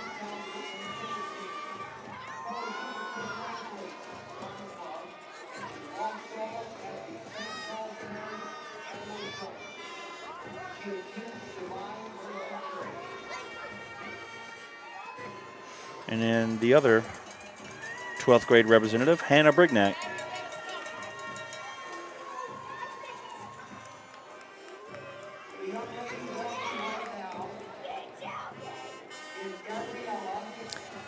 Yes, thanks to Phyllis giving us a shout out, help me out. It is Jenna Doyle. Yeah. And I couldn't remember. I had a picture in my mind. Of course, I could see her, and I couldn't. Her name would. Right. Thank you, Phyllis. We appreciate that for the save. That's so frustrating. I know. You see the girl for Happens 4 to years. me all the time. She's gone for 6 months, and It's it's like a freshman in college. You can't remember her poor name. When you're on the street, people are like, "Hey, buddy, how you been? Oh, hey, man, what's up?" Like, oh my God, hey, buddy, hey, brother, how you doing? But no, Jenna's well. She's I'm terrible with names. She's a freshman at Southern Miss, and she's a cheerleader. Doing Cool. well. Yeah, doing real well. Okay, now they're gonna Derek Brigness going to escort Hannah across the field.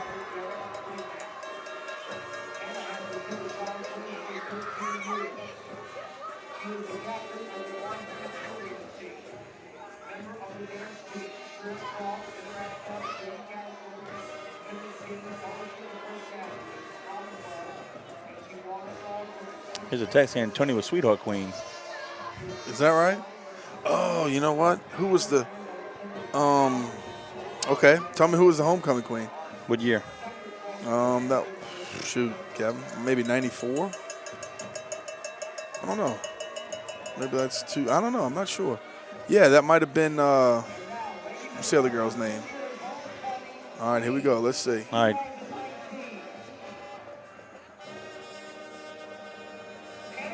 Hannah Brignac is the 2019 homecoming queen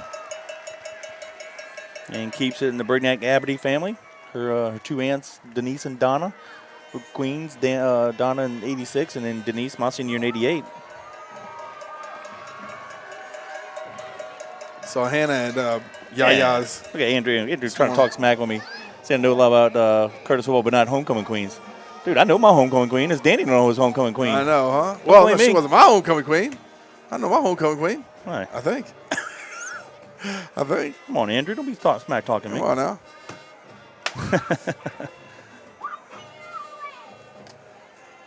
But nonetheless, hey, congratulations to all the ladies. Look very, very pretty tonight. That's cool. And good for them. I know they had their luncheon or dinner 2 weeks ago, and then, of course, this week, all the activities at school. Yeah, really cool. Yeah, they all look very lovely out there. Good deal for them. And like I said, it's something they'll never forget. So it's great to see them out there all dressed up, looking really nice. And well, it's cool for look at Jeff. He's on the end. He's got his 2 daughters on each arm. yeah, that's something he'll never forget as Nice. well. Super cool. Good for him. And congratulations. Congratulations to all the ladies. That's perfect.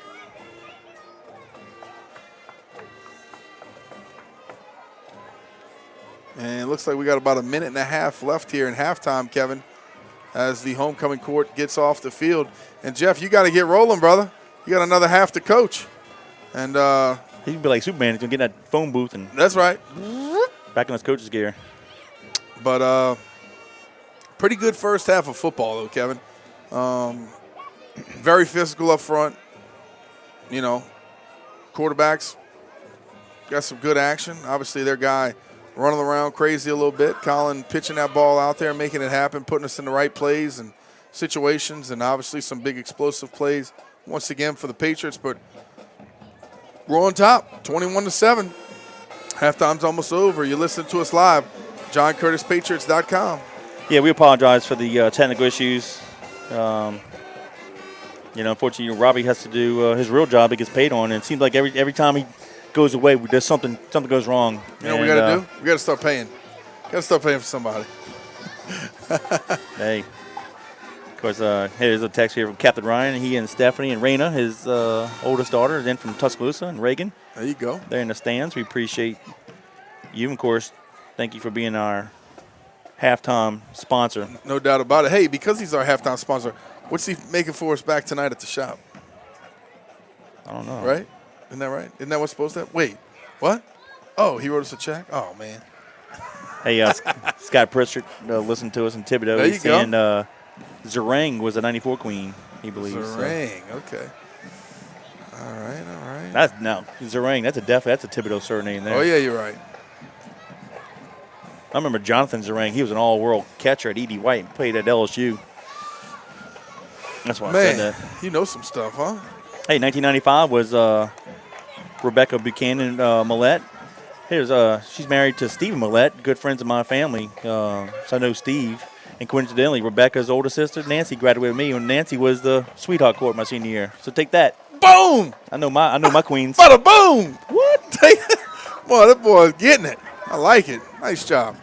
Whew, you know, small world. Everybody's related, right? I just got hit in the head too much. Well, you have had, 7 concussions? Something like that. I can't remember. You can't remember. We're a couple minutes away from kickoff of the second half. We appreciate you guys listening to us on JohnCurtisPatriots.com via YouTube. Feel free to interact with us during the second half. Send us a text at 504-259-7690. Give us your name and location. We'll give you a shout-out. You know what I love, too, Kevin? What's that? And my guys aren't even here tonight because they went somewhere else for Madden's birthday. But I love all these little guys up here playing some football, getting into the action, being with their classmates, throwing the ball a little bit. You know, we used to play at Mus Bertolino. You and I almost used to be like, get them out of here, clear them out. They would be in the back of the end zone. Yeah. It'd almost be like 50 kids having like a pickup football game. All of them are tackling each other. One time, I forget who it was. It was one of the little Curtis kids, ran out onto the field. We thought he was going to get killed. It might have been Bo. It might have been Bo years ago, probably 6 or 7 years ago or 8 years ago. We're saying, get him out of here. But I like the family atmosphere that we have at these games. All these kids growing up, kind of like you mentioned before, maybe watching some of their guys that are kind of like their heroes, you know. My boys always – say what you were saying today. It's funny. My little guys, Baylor and Madden, they compare everything to Corey Wren now. You know, is it as fast as Corey? You know, can an alligator run as fast as Corey? No, Corey was faster than an alligator. What about a cheetah? Corey's faster than cheetah? No, cheetah's a little faster than Corey. All right, what else we got? Oh man, what about they shoot that gun? Is that bullet as fast as Corey? I'm like, no, that bullet's not fast. It's just funny, you know. So I know that they grow up.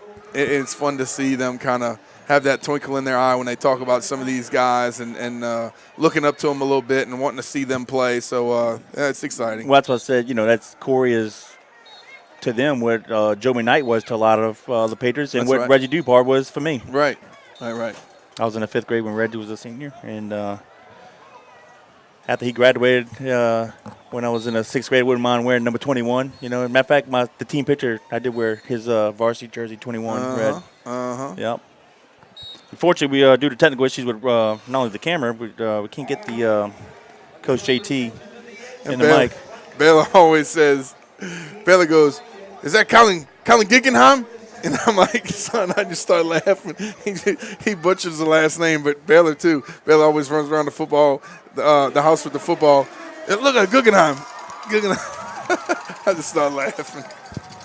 Well, I mean, you know, when you're that's right 6 to 8 years old, you got to be hooked on phonics to say Guggenheim. He can't even pronounce Wimprine yet.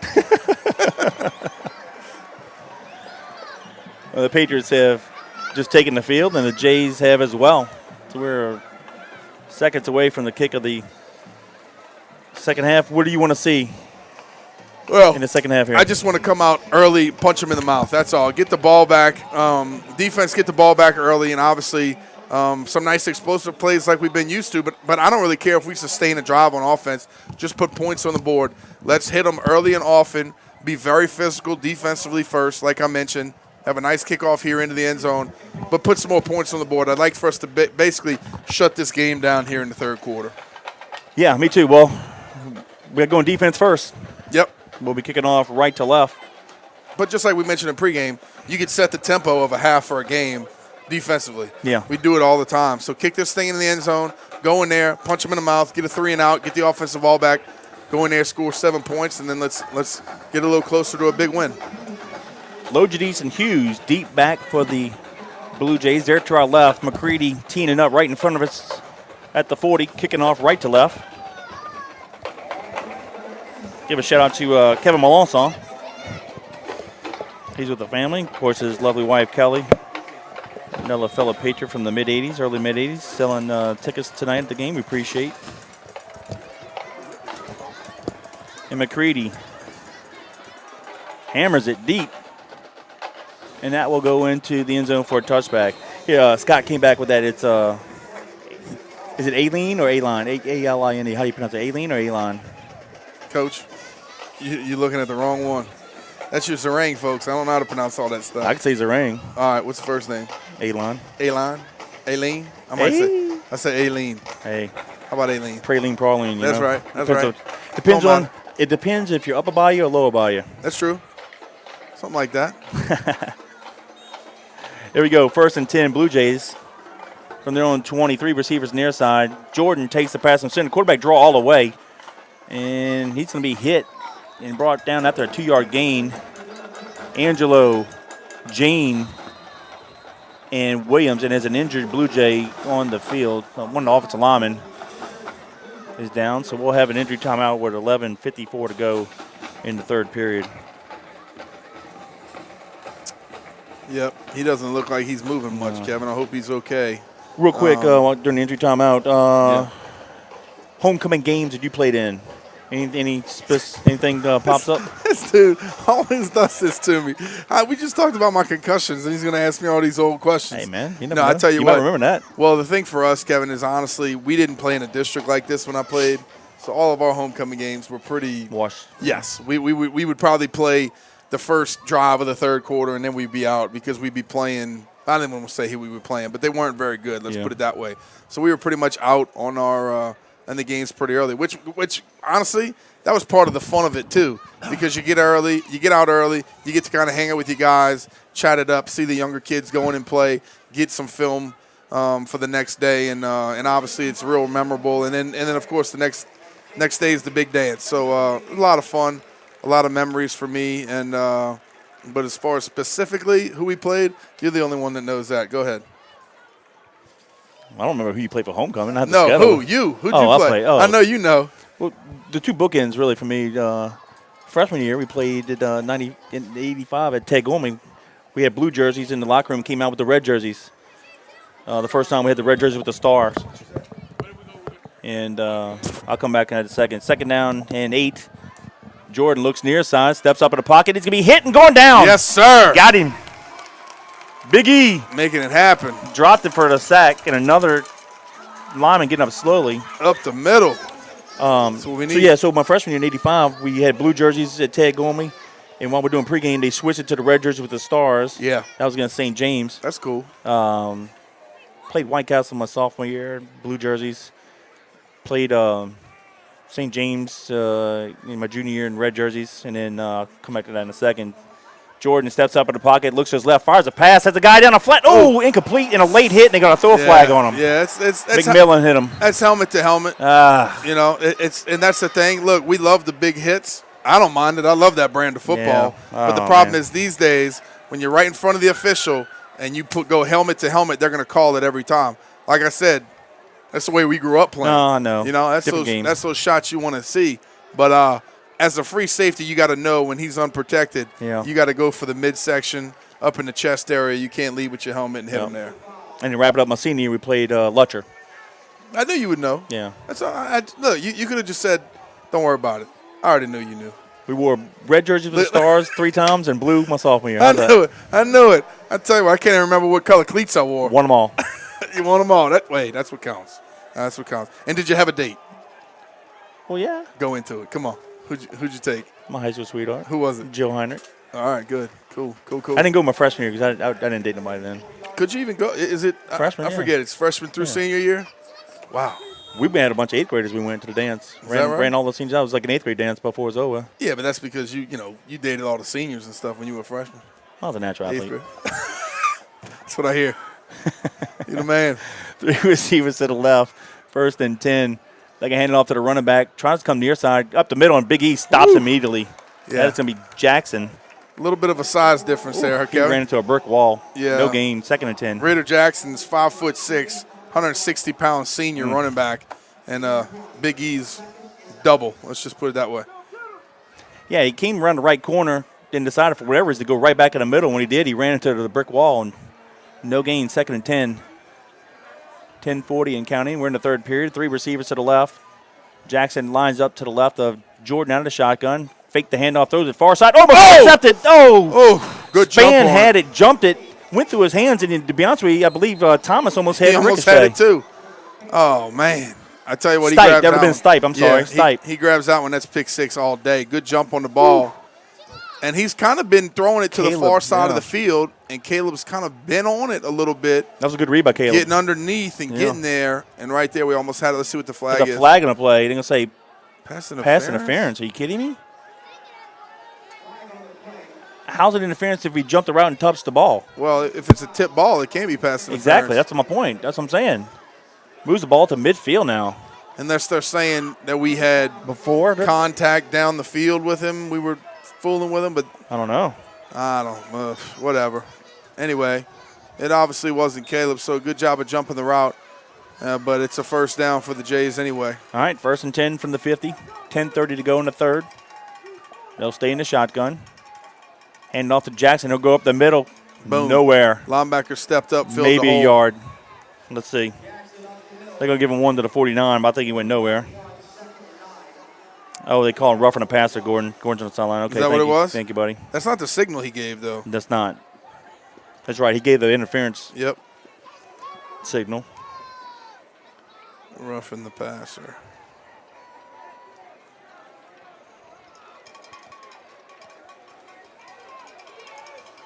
Under 10 minutes to go. 2 receivers to the left, 1 near side. Jordan looks left, pump fakes, throws it far down the sideline, has a guy, and it is intercepted. Yes, sir! McMillan got it. What a play. And got 1 foot down before he went out of bounds. Perfect.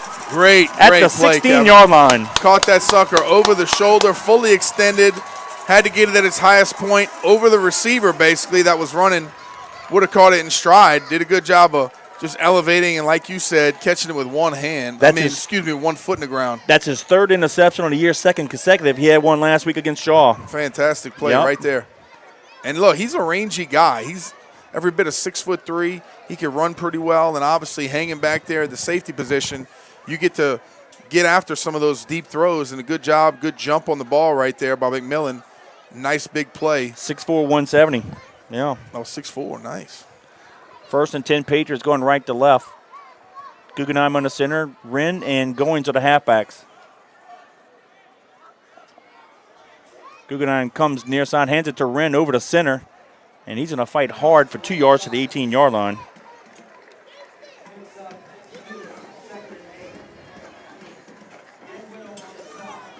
Those big boys are fighting hard up front. It's a good physical battle with the Jesuits' defensive line. They have some big, stocky boys up front on their front 4 or 5.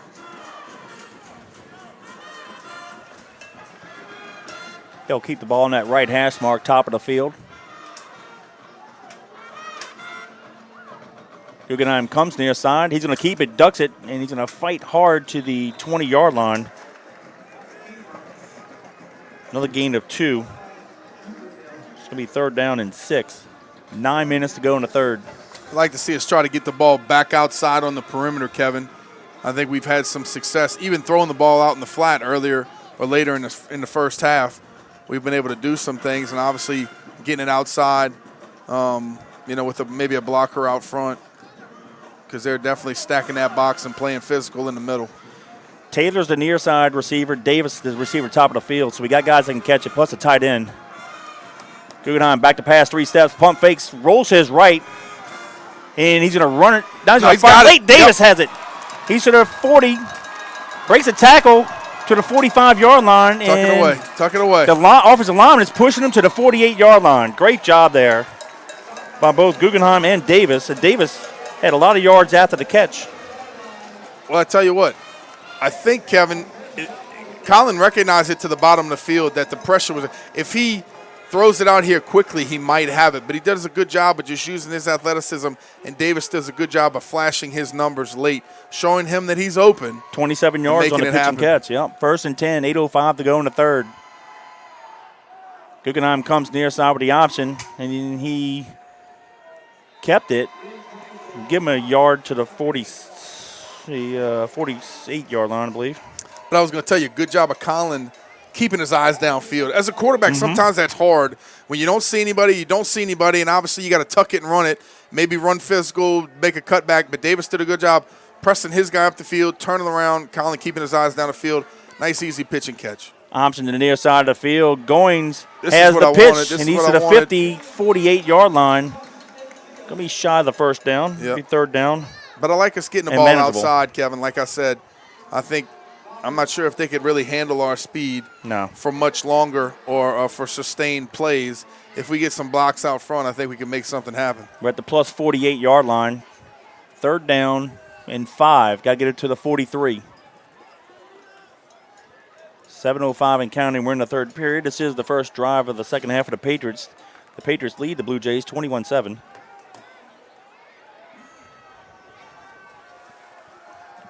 Ball in the near hash mark. Wren is the near side halfback. Goings at the top of the field. Guggenheim back to pass under pressure. Breaks the tackle. Runs it himself. And he's going to have the first down and more. And he's going to get it to the 36-yard line. Danny, I don't know how he got that nose guard. Just came untouched. And he just used his strength and broke the tackle. Kevin, on both sides, Jesuit quarterback done a great job of breaking tackles, making some plays, and right there you saw Colin, as soon as he basically tried to set the pass, they were right in his face. Good job of running physical, picking up a first down with his legs. Patriots back to the line of scrimmage real quick. Fake the option. Rolls says right. Guggenheim in trouble, and this time they got him back at the 45. Loss of 9. Ooh, that was scary. I saw Pizzolato get bent backwards over one of our guys. Good thing he got up. But yeah, we got to give Colin more time, Kevin. We can't go out there and, obviously, like I said, I like when we get the ball out of our hands quickly. Yeah. A little 3-step drop, throw it out in the flat, do something. We're trying to drop back and push it down the field a little bit more, but we gotta show up that protection. 2nd and 18. Guggenheim back to pass. Going to be a draw. To Goins. Nowhere. Late flag. Holding. So it looked to be like a good drive. It's starting to go backwards. Yep, got to be holding on the offense. It is. Yep. Well.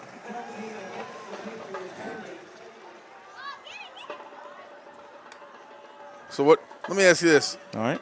2nd and forever. What kind of play you calling here, big guy? Screen. Screen pass? Mm-hmm. You're not going to get an argument out of me. Moves it back to the Patriot 45. Love screens. One of my favorite plays in football.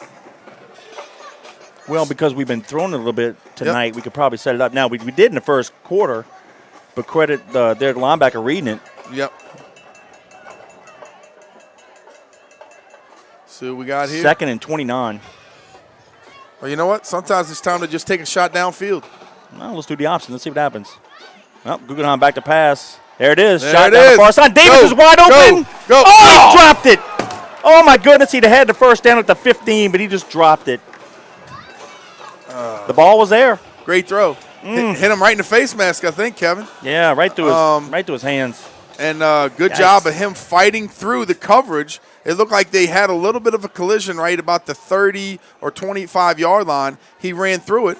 Colin dropped it right in the bucket, right in his face mask. And obviously, I don't know if it got caught up in the lights. It might have. Or if it was a little bit short. He thought it was a little short for him and just didn't choke up. But as a receiver, Kevin, if it's like that, you got to turn to the ball and try to go get the ball at its highest point. Yeah. But a nice throw right there by Colin. Hey, and better blocking up front of the offensive line, giving a little second. 3rd and 29, back to pass again, under pressure. He's going to fire it out of bounds. That's the only thing you can do. Yeah, that's a smart play. All right, let's just punt it and play defense. Yep. But, oh, well. So another missed opportunity there. We had the interception at the 16, drove it to the 36-yard line, and we went backwards on a sack and a couple penalties. So shoulda, woulda, coulda on that drive. Yeah, and you know what I'm talking about with a deep ball like that. If it's on your face, you can't try to catch the ball like this. We're not offside. Come on, man. We're lollygagging off the field. We had 3 guys on the sideline, and we snapped the punt. coaches are going nuts on literally, we look like a bunch of cows getting off the prairie. Had no sense of urgency getting off, and we had 15 guys on the field. Y'all scared me. I'm in here trying to describe something. Yeah, I thought something was in my face. Well, I mean, Coach JT and Coach Jerry, I mean, they're working them like puppets down there. Yeah, tear them up. God bless America. Not the way we do it. All right, so McCready's going to punt it. Bash will field it. Got to hit us a banger here. McCready's been known to flip field position. Nice snap. McCready hammers it. End over end. Yeah. Going to get a good bounce. Going to get a good bounce. Ooh, better get away from it. Yeah, that's going to roll around the 10, and that's where they're going down at the 10-yard line. So with 4:50 to go in the third, it'll be 1st and 10 Blue Jays from their own 10. And I don't know what they're going to call, but it looked like their big boy, number 90, that Sonny Hazard, was all over one of our guys. Oh, there's a flag on the play. And they're going to throw the flag. If you just joined us on the live broadcast, we do have some technical issues with the camera, so we're pretty much just going to do audio only. Just sit back, relax. We'll bring you the action. We got a couple text messages here about the blame on the it wasn't the special teams. It was the offensive lineman not getting off the field fast enough, and we snapped the ball. Got to hustle. Poor transition. Looks like we wanted to try to catch him in numbers. And instead, because of our lack of effort off the field, we caught ourselves in numbers.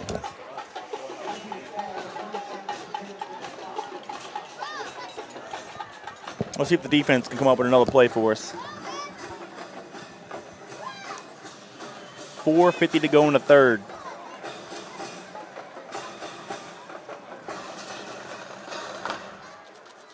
Kevin. Hey. We needed that one, buddy. We needed to get some points right there and shot ourselves in the foot a few times. And yeah, well, McCready's leg pinned him. Let's see what happens. No, it's a great punt. This is where you want to be if you're for our defense. But yep, they hand it off to DePlessis. Boom. And goes nowhere. You know what? The flag actually, then they had the penalty marked it inside the 10 to the 5-yard line. Yeah. So half the distance. Yep. No gain. So it'll be 2nd down and 10 from the 5. Well, like you said, good thing about this is if the defense steps up big like we know that they are, they're going to have to punt out of their own end zone, and we're going to have great field position offensively with a new set of downs, fresh new look. And look, you can say this on any level. Bad series, bad play, forget about it, line up and play again. Nope. So that's what we're going to have to do when we get the ball back. Jordan rolling to his right, fires a pass, and it's going to be intercepted at the 20. Yes, sir. Dante Thomas. Nice job. That's his 2nd of the night, and now the Patriots have 3 turnovers. Kevin, it looked like we were in all interceptions. Looked like we were in like a cover 2 shell right there on the near side. Thomas came up, jammed his guy, recognized that he was going to throw the smash route, the corner route to the inside receiver, and just fell off. The quarterback threw it a little too flat. And Thomas fell off, made a diving play, and actually we collided with one of our guys on that play, I think, and he still made the catch. Nice play by Thomas. 1st and 10, Patriots from the Blue Jay 20, 4:08 to go in the third. The Patriots now leading the turnover margin 3-2. And just like you said, good field position, boom, turnover, here we go again. 2 tight ends split far to the right, ball in the near hash mark. And timeout Blue Jays. Yep. So timeout to the Jays, 4:08 to go in the third. It's the Patriots 21, the Blue Jays 7. Whew. Good game so far, my brother. Hey, for that timeout in action, I want to say thank you to Exit Realty NOLA Premier. Kel Kopecki, he's the broker owner. Give him a call. They're a full-service brokerage firm, residential, commercial, and leasing. They have cutting-edge tech to help buyers and sellers. They offer retirement and beneficiary benefits for all their agents. Go see them at 2200 Veterans Boulevard, Suite 206 in Kenner. Give them a call, 298-3948. www.exitrealtynola.com. Cal Kopecki, broker owner of Exit Realty NOLA Premier. We appreciate your support of the Patriots. Yeah, we appreciate all those guys, all of our sponsors. They do a great job, and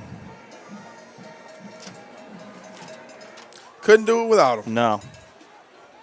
We were just talking about something we might need for next year. That new sideline headset or mic, because when the weather gets a little hazy, we can't go down to Gordon down there, and he's obviously showing up giving us his point of view from down there, and sometimes we can't bring it to you, so we apologize. But Patriots are looking good, ready to rock and roll on this drive. It's the first time we've done this formation. Twins near side split to the right, one halfback. Guggenheim on the center, ball in the near Harris mark. We'll go to the right. Guggenheim's going to keep it around the right corner. And he gets it to the 17-yard line, gain of 3.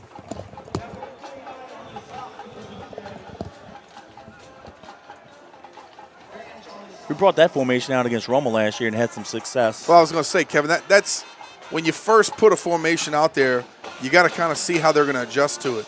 Once you get 2 or 3 snaps under your belt, you should really be able to attack that defense, see what they're going to give you. So here it is again, the second time we're going to run it. Yeah, we'll flip it to Twins to the right, though. Ball in the middle of the field. Goins will stay at the halfback to the right.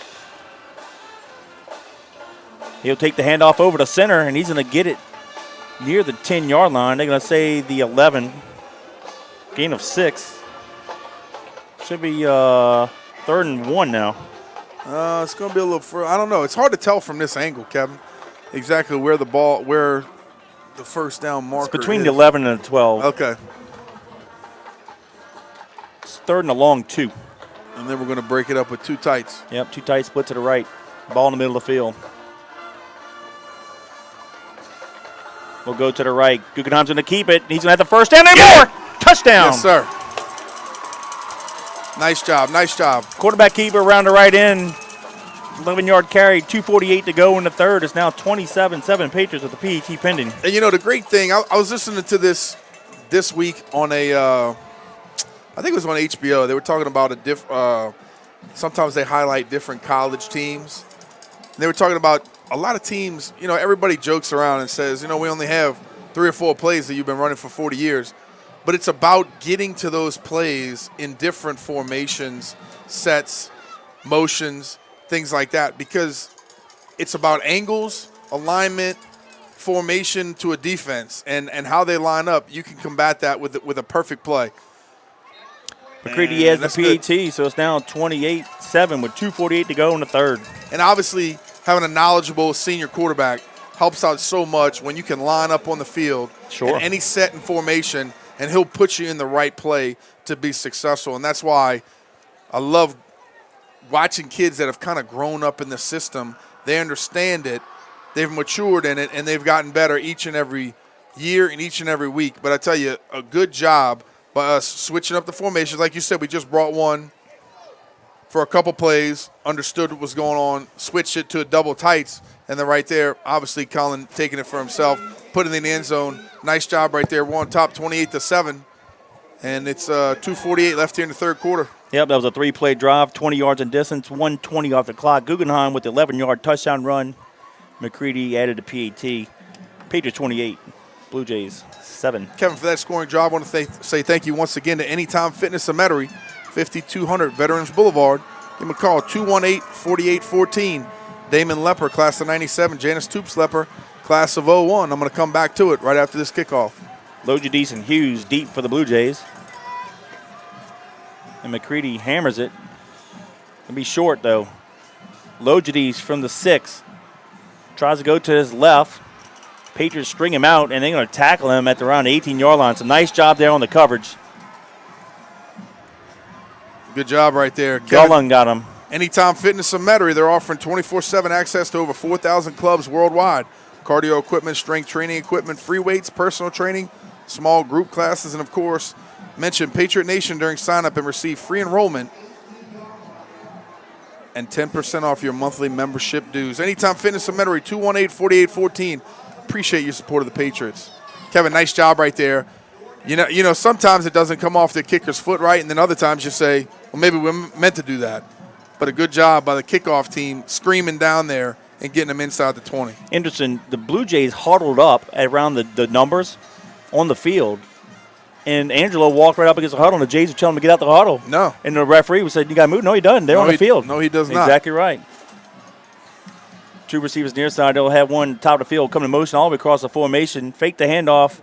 That's the Duke ended, and the Patriots had him for a loss, and they do finally get him. Hughes broke several tackles, but loss of 2, but he ran 15 to get Here you go, Morgan. Nothing. Chest him up. Yep. Yeah, but you're right. Back to it. You're on the field. That's Bo. Yeah. The whistle's blown. They're on the field. You have every right to the field. Correct. It's just like a baseline in baseball. Yeah. You have every right to that baseline. You know, but some people, you know. Well, even the umpire wanted to go grab him. Said no, he has the legal right to be right there in the huddle. Yeah. If that's the case, huddle off the sideline. Yeah, that comes from the law offices of Fayard and Wimperon. That's right. Jordan fires a pass far side, complete. Uh-oh. And he breaks a tackle. No, we still had him. A couple more yards, but we got it. I thought he got loose. That's number 4, Berggren on the reception. It's going to be 3rd down and caught a long 2. Defense does it again, Kevin. We're going to seal this thing up. Got to get it done on this drive right here in the third quarter. 1:30 and counting. Jordan, quick hits to LaForge, and he's fighting hard. He has the first down and several more.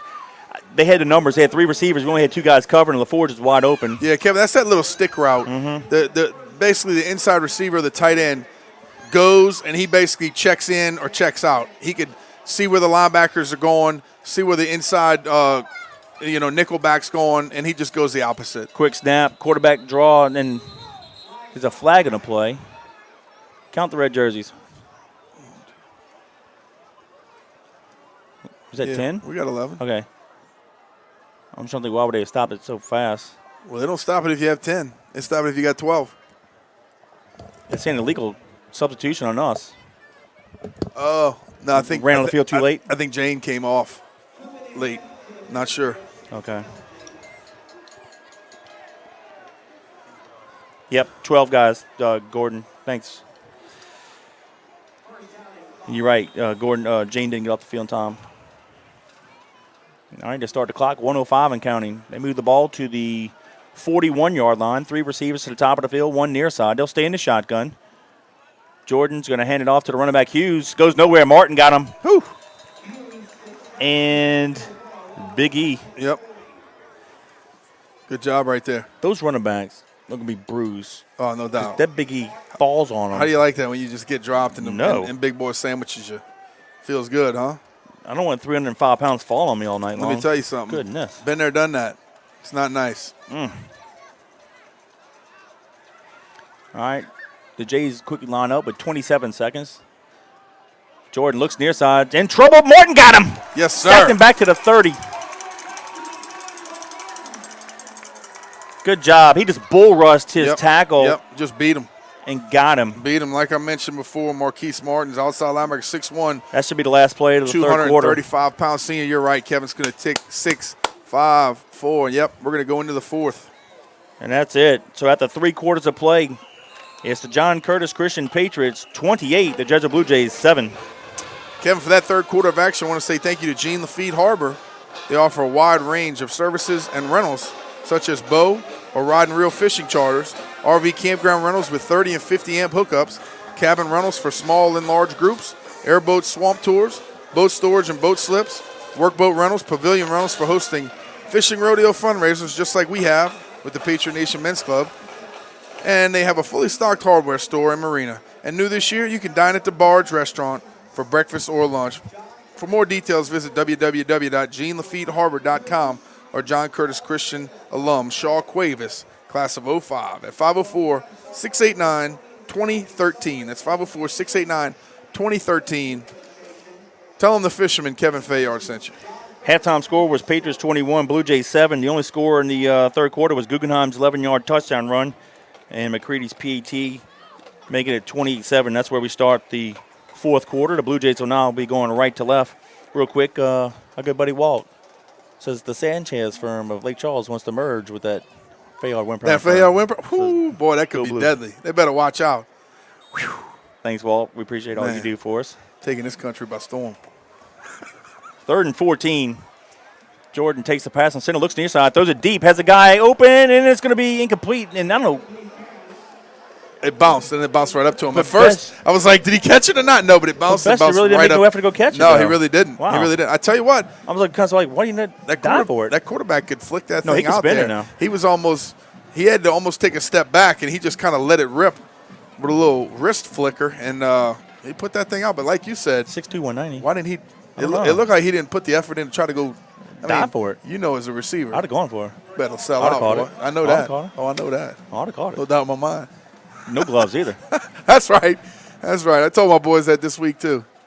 You don't need all that stuff. Nice spiral kick. Going to be fielded at the 38-yard line, and it's a left return. And that's going to be Spann with a nice return down the far sideline. And needs to be pushed out of bounds into Jesuit territory. Let's see where they mark it. Nice job. Well, first thing he did is he caught it with no fear right there. No, great guys job. bearing down on him, and then a nice return right up the middle. Well, what I liked about what what Caleb did, is that he just ran up the middle. How many times have we seen in years past, guy came wants to step to the right, step to the left. He just caught the ball and ran right the middle, and when he knifed his way forward, they said he actually stepped out of bounds at the 42-yard line, but we'll take that. Nice return there by Caleb. 11:42 to go in the ball game.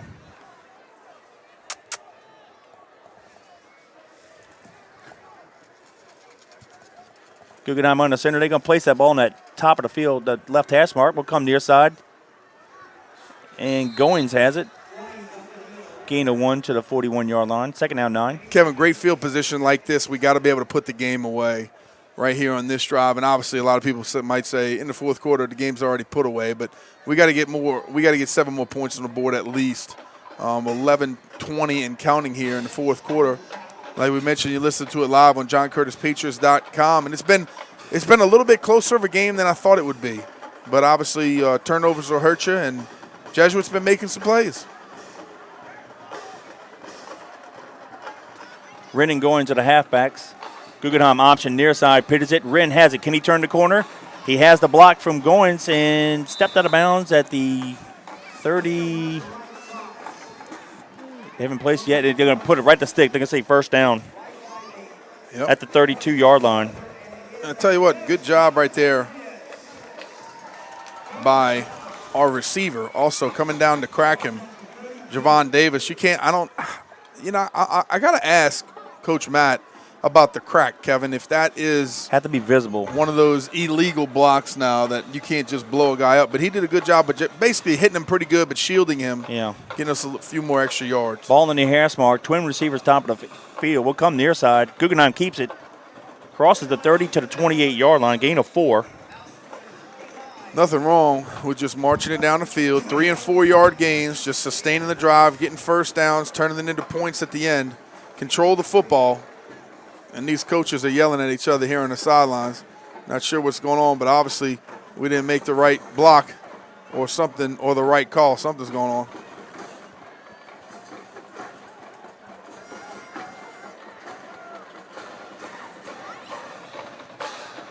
$10:20 and counting. We're in the fourth period.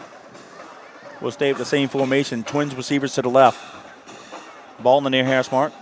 Will come near side. Hands it off to Goins. Goins crosses the 25, and he's going to be down to the 23-yard line. And I believe it's going to be a yard shy of the first down. He's so quick, Kevin. Mm-hmm. He comes off the ball so quick. And if he could get just a little bit of daylight, he's so shifty. But it's hard. It's also kind of hard for a guy like that to run between the tackles. But, yeah, we're going to bring up, what is this, third and 1. Third and 1. Yeah, gain of 5. Yep. We got this. Ball in the 23. Have to get it to the 22. 9:42 and counting. We'll go with 2 tight ends. We'll split Taylor out to the left. We'll come near side. Goins takes the handoff. He'll have the first down, and he'll stop at the 21. Good second effort, because at first he ran right into a guy's back and went nowhere. Good job of him continuing. We said that, I think, last week or the week before. Yeah. He just continues to move those legs, and he's so quick fire with them. He doesn't stop moving. So a good second effort right there gets us the first down. Ward and Alexander checking at running backs. Alexander's been playing a lot on defense this game as well. Yep. He played the last series at linebacker a few plays. 9:12 and counting. First and 10, Patriots from the Jesuit 21. 2 tight ends split to the left. Dudenhofer is the wide receiver. We'll go to the left. Guggenheim keeps it around the left corner. Crosses the 20 and got it to the 18-yard line, a gain of 3. 8:55 and counting left here in the fourth quarter. And like I said a few plays ago, just continue to do that. Control the ball. Why is he moving the ball back? There he is. control the ball, get first downs, continue to move it, 3-4 yard gains every pop, and finish this thing out with some points on the board. Give your defense a good rest. Let them finish it out after this drive. All right, we'll stay with 2 tight ends. This time the receiver comes to the right. We'll go to the left. Corey Wren gets it, and he's going to get it to the 15-yard line. Another gain of 3. That was like a boulder that wouldn't move. You had both lines just pushing on each end, and nobody going anywhere. Dudenhofer checks back into the game, brings the play from Coach JT, and Colin's going to bark out the signals in the huddle. 3rd and 4. And here we go. Same formation. 2 tight ends split near side. We'll go Robson top of the field. Wren has the pitch. Can he turn the corner? He does. He has the first down at the 10. He's slung down at the 8. That'll be 1st and goal. And I think that was Alexander out there on the lead block, and the defender had to pick a side. And we're going to try to cut underneath, and we're going to try to keep contained. He cut underneath. Well, actually, I think he went over the top. Corey came underneath and then tried to bounce it back outside using his speed. And like you mentioned, pick up another first down. Yeah, they move it to the 9 officially. 7:38 to go. 1st and goal from the 9. Let it roll. 2 tight split near side, become near side. And off to Shane Goins, and he's going to get it to the 7, gain of 2. 7:15 and counting left here in the 4th quarter. I want to say thank you once again to all of our sponsors this year. We really couldn't do it without you. It's going to be a timeout on the field. Yep, timeout Blue Jays. Let me mention all of them. Do that, please. Of course, we got Walt, Bill, and Chris Sanchez, Moe's Pizza, East Jefferson General Hospital, Exit Realty, Anytime Fitness, Yaya's Comfort Food, Bobby's Seafood, National Temperature Control. Of course, we got the Patriot Nation Men's Club. Got to give them a shout out for tailgating on all these Friday afternoon, Saturday games. We appreciate them showing up and cooking something special for the team and for everybody that shows up. And then we have River Parish Disposal, Bob Euster Productions, and, of course, Gene Lafitte Harbor. Appreciate the support of each and every one of you. Couldn't do it without you. Clock stop was 7:08. And how many timeouts do they have left? Let me see. No, 1. That's our second. Jesuit's got 1, and we have all 3, correct? Yep. Supposed to be 2nd down and goal from the 8. I'd love to be able to play some big-time games here at Yeoman Stadium. I mean, hey, this is a big game for us, but Jesuit usually brings a heck of a lot more people than this. Well, that's why we need to be the number 1 seed or the higher seed in the playoffs, because there's no state championship in the Superdome for private schools, so the higher seed will dictate where you want to go. The state game. So if we're the number 2 seed and Catholic's number 1, we got to hope they lose or they dictate where we play. Should we make it that far? Twins to the right, split to the near side, far side. We got 1 halfback. Quick hits near side to Wren. And puts a couple moves on. He's inside of 5, and he's going to score. Get in there. They didn't mark. No, you got to be kidding me. He fell in the end zone. They're going to mark him at the half-yard line. No Seriously. way. Half his body's across the goal line, and they're going to say he's at the half-yard line. I thought he was in for sure. Sure he was. I tell you what, that happened to me this week with flag football. Madden got back from his concussion. He's running around. They don't get him. He dives for the end zone.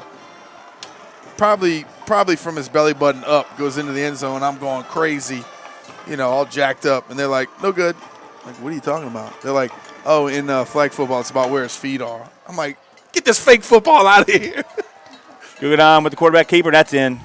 We got it this time. 6:20 to go in the ball game. It's now 34-7 with the PAT pending. Kevin, like I said before, a senior quarterback and a big offensive line, anytime you're inside the 2-yard line, go ahead and quarterback sneak it. Trust your guys. You know that they're going to give you a nice push. We did once again, Colin, for 6 more points. Patriots on top, awaiting extra point, 34-7. We got 6:20 left in the in the 4th quarter. We're a guy short on a PAT. Just call timeout here. No, we got plenty of time, 20 seconds. Yep, we're good. Shift over. Let's go. What's 77 doing? All right, here we go. Well, two guys short. Yes. Well, no, he came back out. Just one. Snap, place, kick is up. And it's good. So with 6:20 to go in the ball game, it's the Patriots 35, the Blue Jays 7. Kevin, for that scoring drive, I want to say thank you to Bob User Productions. We appreciate it. Unfortunately, our boy had to go do his regular job tonight. What was he thinking? But anyway, next time you need something, a wedding, party, bar mitzvah, anything you need filmed to edit it, give the best in the business a call. Bob User Productions. Robbie's always up here in their booth taking care of business. Bob User Productions, 738-1447. 738-1447. We appreciate your support of the Patriots. Guggenheim with a 1-yard touchdown keeper. McCready's PAT makes it 35-7. Danny does 11-play drive, 42 yards in distance, 5:18 off the clock. 6:20 to go in the ball game. And that should have salted it up right there. Yes, sir. Hughes and Logidis deep. McCready to our left. We'll be kicking it off in a second.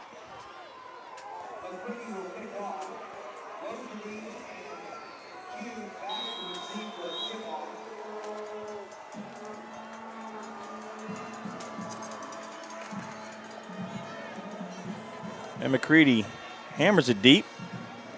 Logidis from the 3. Middle return, 15-20. And down at the 21, no, let's call it the 21-yard line. That's where we'll take it over 1st and 10.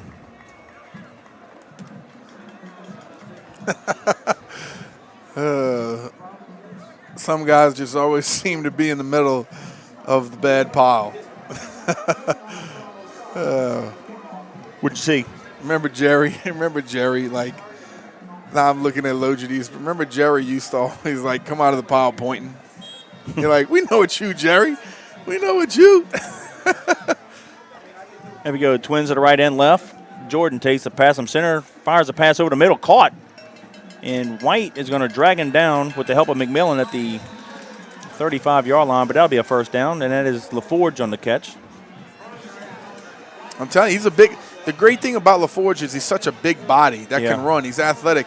And being 6'2", 200 pounds coming across the middle, that's okay. Most receivers don't want to be caught right there in no man's land, and he does a good job of catching the ball over the middle with his hands using his big body. 3 to the right, 2 to the left. They throw near side, caught by Best. Breaks a couple tackles in the 50-yard line. They need to be tackled at the Patriot 43. Yeah, it's just a curl flat read right there by the quarterback. Does a good job of sticking it right in there. And he's got a pretty darn good whip on him, Kevin. He's a 6'2", 190-pound senior. We got guys coming in off the field late again. Quarterback keeper. He's going to roll to his right, and he's going to get it to the 33-yard line. That should be a first down. I don't see any flags. We just had guys getting off the field late. Yeah. Oh, there's a flag in the middle of the field deep. Well, I was about to say they might be saying, "No, let's get out of here. Come on, let's just do it." We know he's trying to get off the field, but here's the problem: we're substituting liberally, but the problem is Jesuit's not huddling. Right. They're getting up to the line of scrimmage and they're snapping the ball, and they catch us in transition.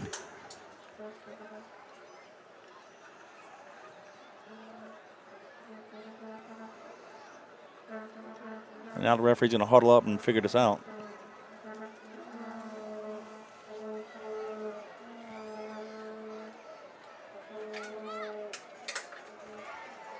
Waving off the flag. All right. Giving a shout-out to Gina Rodriguez, giving us a shout-out here. We had some technical issues with the camera, so that's why the camera's just stuck at the 50-yard line. Yeah, we apologize for all that, but we'll get it right next week. Every time Robbie does his real job, he always has some kind of issue. I'm telling you. Well, I don't know what this dude's thinking, man. We're going to have to start putting him on payroll, so he just makes sure he gets here. 3 receivers to the left, 2 to the right. They'll start the clock, 5:25 and counting. Jordan takes the pass from center, looks near side, fires a dart, and it's going to be in and out of the hands of the receiver. But credit the defensive back, that is Gulling, hit him right when the ball got there. Good job of seeing it, expanding to it, finding the ball, making it happen. And Gulling has played pretty well this year for a little guy. He made a lot of tackles in that Shreveport against the team from Georgia. He's a sure tackle guy. And I said it earlier, he's been a good player for us. Yep. 3 to the left, 1 to the right. Jackson lines up to the left of Jordan. Jordan rolls to his left, and he's going to fire a pass deep, and it's going to be Did he catch it? Nice catch. He sure did. Nice job there. Is that Besh? I think so. Nice throw, nice catch. No, Moreau, number 2. Yep. And it's inside the 10-yard line at the 7, so it'll be first and goal, Jays at the Patriots 7. 5:12 to go in the ball game. This time they flip it 3 receivers to the right. They're going to roll to the right. Under pressure, Jordan's running for his life, fires a pass in the end zone and incomplete. I think the receiver was out of bounds first and came back inbounds and touched it, but it'll be incomplete anyway. Yep. Second and goal with 5:05 to go. It's hard to get a good look when you're sprinting full speed as a quarterback being chased, and then all of a sudden you got to try to fit it in the little hole where the whole defense is running with the receivers as well. Got tipped, incomplete.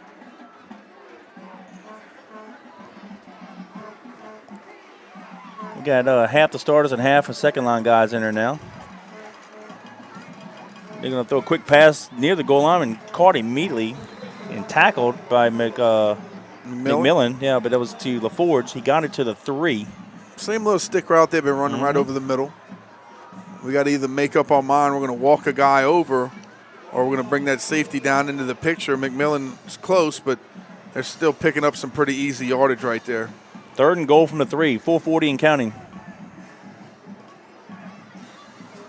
3 receivers near side, 1 top of the field. They have 1 running back to the left of Jordan. They'll stay in the shotgun. Jordan fires a dart in the end zone, incomplete. Nice coverage there. That was McMillan. McMillan again, yep, on LaForge. McMillan's slow to get up. Be 4th and goal. Well, a good matchup, man-to-man right there by McMillan. Like you mentioned, he's 6'4". LaForge is 6'2". Rummel's only up 14-7 over Holy Cross right now. Tight ball game there, Ted Gormley. Here it is, 4th and goal. 3 receivers left, 1 to the right. Jordan takes the pass in center, rolls to his right, and he's under pressure. Get to him. Get and to him. Fire in the end zone, and he's intercepted. Nope, incomplete. Oh, incomplete. Was that Stipe? Who was Let's that? see. Hang on. Stipe. Yep, nice play. Stipe with the defense Nice knocked play. it down. I thought he caught it, but if he did, they said he had possession out of bounds. But nonetheless, the Patriots take it over and downs with 4:18 to go in the ball game. We could put another 7 on them right here, Kevin. Nice job by the defense. Just locking them down and making it happen. And like you said, we got a couple guys that were out, had some second teamers in there, but a good job. Wait, hold on a second. Defense is back out. Is there a flag? What's going on here? Yeah, there's a flag. Did they say roughing the quarterback? They say what it was? Was it roughing the quarterback? I don't know, but it's an automatic first down. I mean, I don't know. He's running for his life out there, and we had 2 defenders right on him. He had to it's not roughing the passer if you push him out of bounds when he's in bounds. I mean, that touchdown by Holy Cross is the first time Rummel's defense gave up a touchdown all year. Yeah, unfortunately. We were kind of hoping. First and goal from the 2. They'll stay in the shotgun, and then they hand it off. No, quarterback's under trouble. He's running for his life, and he's going to get crushed out of bounds at the 1. Good job. Way to get to him. And we don't know if it was a touchdown by the offense though, Kevin. Could have been a pick 6, could have been a special teams touchdown. That's true, but never know. I doubt it. I was hoping to put the first touchdown on him. Actually, they say no gain. Second and goal from the 2. Yeah, I'm hearing from our producers up top that they just drove it right down the field and mashed it for 7. We're going to do the same thing. They get up to Jackson, and he goes maybe 1 yard. Oh, he's close. Third and goal from the 1. He's not in. Nope. Whew. Getting nitty-gritty. Get those big bodies in there. Get a push up front. 97, Siobhan Lane. 57 is Monahan. Here we go. Third and goal from the 1. Under center. This is the second time they're on the center. They're going to do quarterback keep, and looks like we get the push. Did he get it? They got it. Yeah. Second effort got in, so with 3:39 to go, it's now 35-13 with the PAT pending. Oh, man. I think it was a Jesuit referees getting the ball back. Well, just because we don't like it, it's garbage. We're going to give a shout-out to River Parish Disposal. How about that? Our family's company's been picking up your commercial garbage in the greater New Orleans area for almost 40 years now. Give me a call, Danny Wimprine at the office, 738-7700, or come see me at 7201 Airline Highway in Metairie. Like we've always said, our business stinks, but it's picking up. Corbello adds the PAT, so with 3:39 to go in the ball game, it's now the Patriots 35, the Blue Jays 14. It's good to see Jays get on the board a little bit, but I still like when we get that goose egg on somebody, right? It happened. But still a lot of football to be played this season, Kevin. You got a little bit of rundown on where we're going to be or what the next action's coming up? Yeah, we'll be back here at Human Stadium next Friday, 7 o'clock kickoff. We're the visiting team against the Holy Cross Tigers. And here's another parallel, LSU that I mentioned earlier. People looking at Alabama, LSU on the 9th. That'll be the Patriots and the Raiders. East Jefferson on the 8th. Be there, be square, be packed house at East Jefferson. You scared? Boy. Child, please. Just joking, bro. Come on. We're going to break out the whooping stick. Just joking. That's why I was hoping that they wouldn't give up a touchdown because I wanted us to be the first team to score a touchdown on and see how they reacted. That's right. And look, no disrespect to the Raiders. Their defense is salty. No, they're very, very good football Week 7. team. Week 7 now, and it's their first touchdown they've given up all year. That's a salty defense. Well, I mean, we knew coming back they were bringing back 10 of 11 starters. Anytime you could do that, but still, all right, any year. I mean, let's say they shut out whoever they play next week. They've only given up one touchdown, and we're averaging 53 points a game. Somebody's got to give. It'll be them. They jumped off sides. Offsides. Yep. Finally, they do it. Yeah. Well, I think we set a school record on offsides and kickoffs this year. Seriously. We know what it looks like. Well, we definitely have the hands team, man. You see Spann, Thomas, Morgan, Guggenheim. Hey, is Gare still listening to us, you think? Where you at, G, baby? You still out there? He's a big Raider. How about this? A little friendly bet, yeah, man. but guess what? When he wishes he was a Patriot. No doubt about it. Well, shoulda, woulda, coulda. I know. Gare, when our Patriots beat your Raiders, you got to treat Danny and I to dinner. Whew. Take that. I like that tomahawk steak at Austin's. Ooh, okay. Now you're on. Gare makes a lot of money. He can pay for that. That's right. He's a man of the people. Oh, yeah. Little sky kick. Ward's going to field it. Far sideline. Secure it, 2 hands. Blow the whistle, please. There you go. go. Rugby scrum. All right. Yep. Good job. Fielding it over his shoulder, securing it. Here we go. Glenn Tapman said, the Raiders game is on, baby. November 1st. And here's the thing about this. He's ready. I was telling somebody, let's say we win. You give the credit to the defense. Say we win, a close ball game or win. We go and become the number 1 seed. They go to the other half of the bracket like last year, and they beat Catholic. Can you imagine the Patriots and the Raiders in the state championship game here in a rematch? I bet you we'd fill Tulane Stadium up. That'd be nice. That's what I want to see. I think it sets up to be a great high school venue if you could, if you have 2 big time teams. Draw play to Goins on the far sideline. He's going to cross midfield. The 49-yard line will be a first down. Oh, he is quick and explosive. It's fun to watch him run. He gets out in the open field.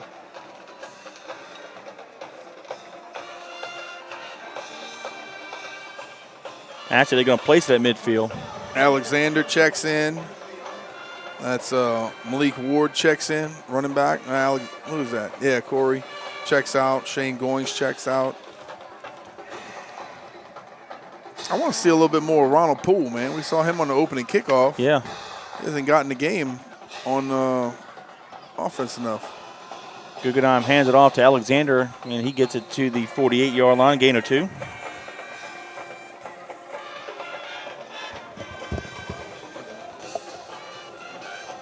.250 and counting.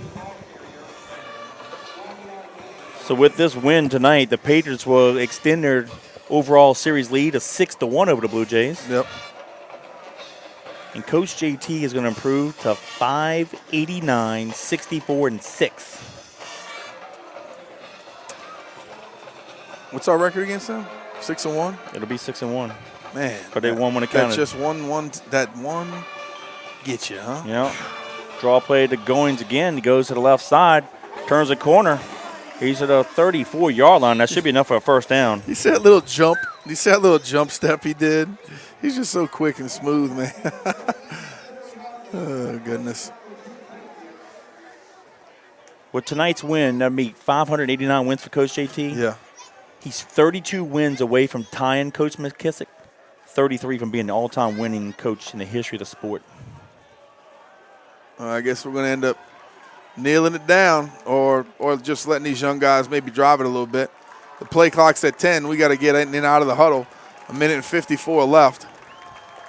Oh, goodness, we're running guys out of the huddle. Yeah, it's illegal substitution. Yeah, we checked in with 12 guys in the huddle. Can't do that, so come on, give us a break. We're trying to get some guys in there. Anyway, 1:49 left. Patriots on top 35-14 over the Blue Jays.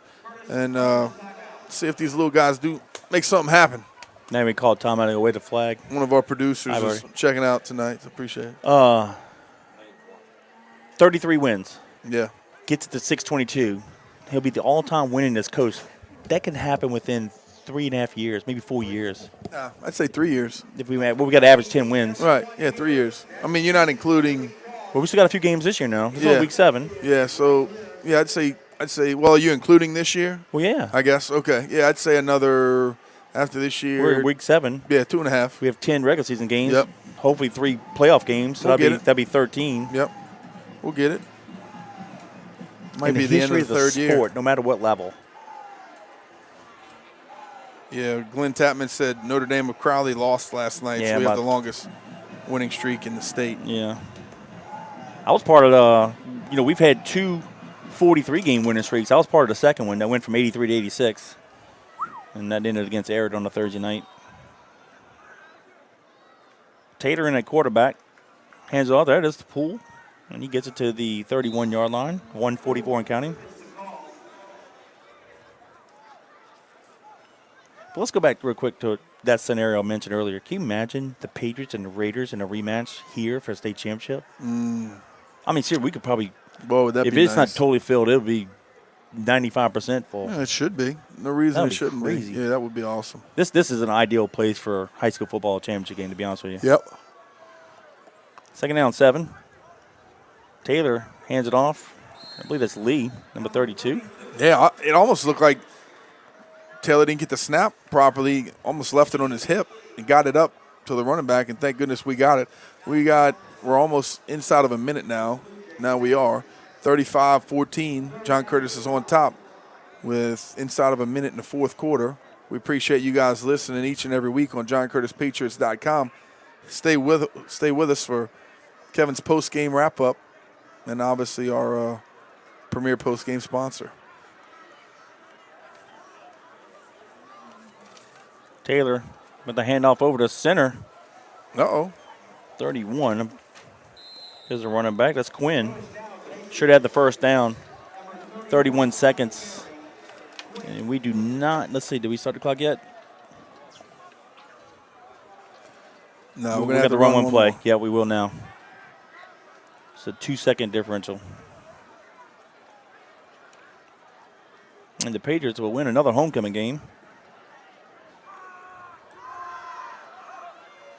We have not lost a Catholic League regular season game since Halloween of 15.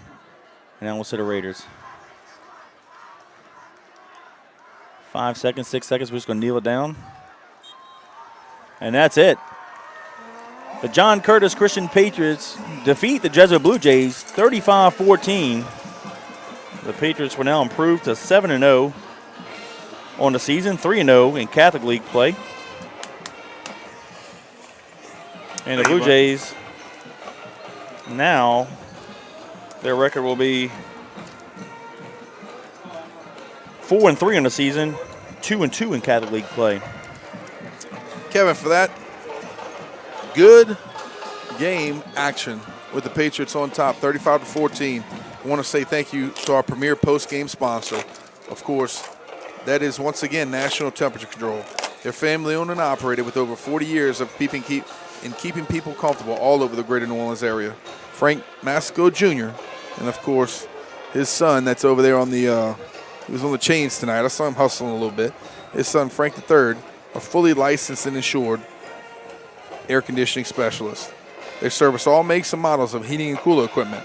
Some of the services are annual cleanings, preventative maintenance agreements, monthly filter changes, indoor air quality, UV lights, sealing and installing ductwork, air grills, bathroom and kitchen ventilation.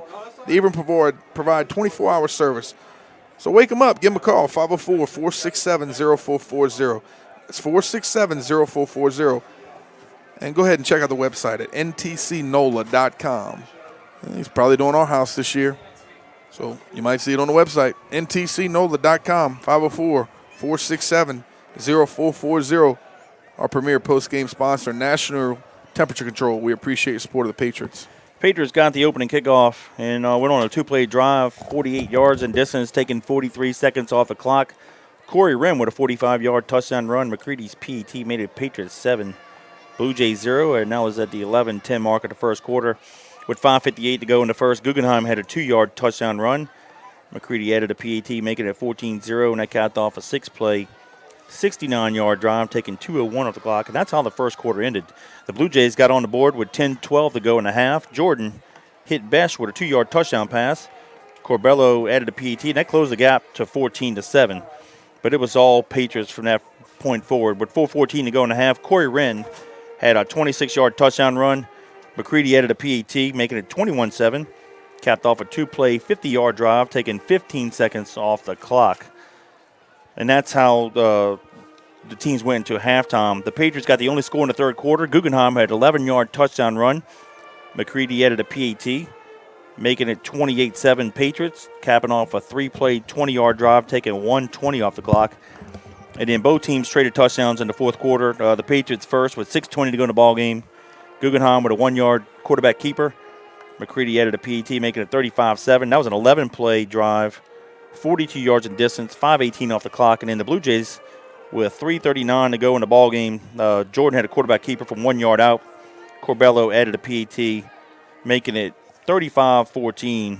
And that's how the ball game ended. Mr. Wimpron, your assessment of tonight's performance? Well, it wasn't as dominant or flawless as you and I would have liked, because that's just the way that we are. We want them to be flawless all the time because we love them, but it was a good victory. Anytime you play a good Catholic League team like Jesuit, you're going to be scratching and clawing, especially inside. They got down and dirty tonight, very physical on the line of scrimmage, both offensively and defensively, and we came away with a good win. Obviously you don't want to turn the balls over in big games, but we did it a couple times. But, like I said before, even against St. Aug, when you could have turnovers and still beat a team like Jesuit 35-14, you got to be doing something right. So a good team win, and this is something that we could build on. I don't think anybody's hurt. Looks like everybody came out the game healthy tonight. So let's build on this and keep getting better. I agree. I want to congratulate Hannah Brignac. She's your 2019 homecoming queen, and she looked lovely tonight. Hope all the kids have a great time at the dance tomorrow and have fun and be safe, more importantly. We'll be back here next week. The Patriots take on the Holy Cross Tigers. We'll be the visiting team. It's one more opportunity to get better before the big key matchup. And, Danny, since we've been in the Catholic League, the Raiders have been the second-to-last game of the season. But then we've always wrapped it up with Shaw afterwards. Well, this year we get the next best two teams. We had the Raiders on the first and then Brother Martin. So even if we beat the Raiders, that doesn't really secure sole possession of first place until we have to beat the Crusaders the following week. So, but before we do any of that, let's focus on the Holy Cross Tigers next week. John David Wooten is a pretty decent quarterback. He also was on that Little League not World Series team, but the Little League team in 15 that went to Waco with Michael Curtis and Luke LaForge. And little Bergeron used to play for us. He plays baseball for us now. He doesn't play football anymore. Reggie Bergeron. And but he's on that team. So he's a very capable quarterback, very physical, probably a little bit more physical than what we saw tonight. But the Patriots defense will have to be on their toes. And, of course, the offense is offense. We're still putting up points, so I'm not worried about them. But, so we're looking forward to them. But we appreciate you guys listening to us. We're sorry about the issues. We'll have Robbie on it next week. So we'll definitely have audio and video. But thanks for joining us. And we'll have pregame at 6:45. Of course, kickoff at 7 o'clock right here at Yulman Stadium. So on behalf of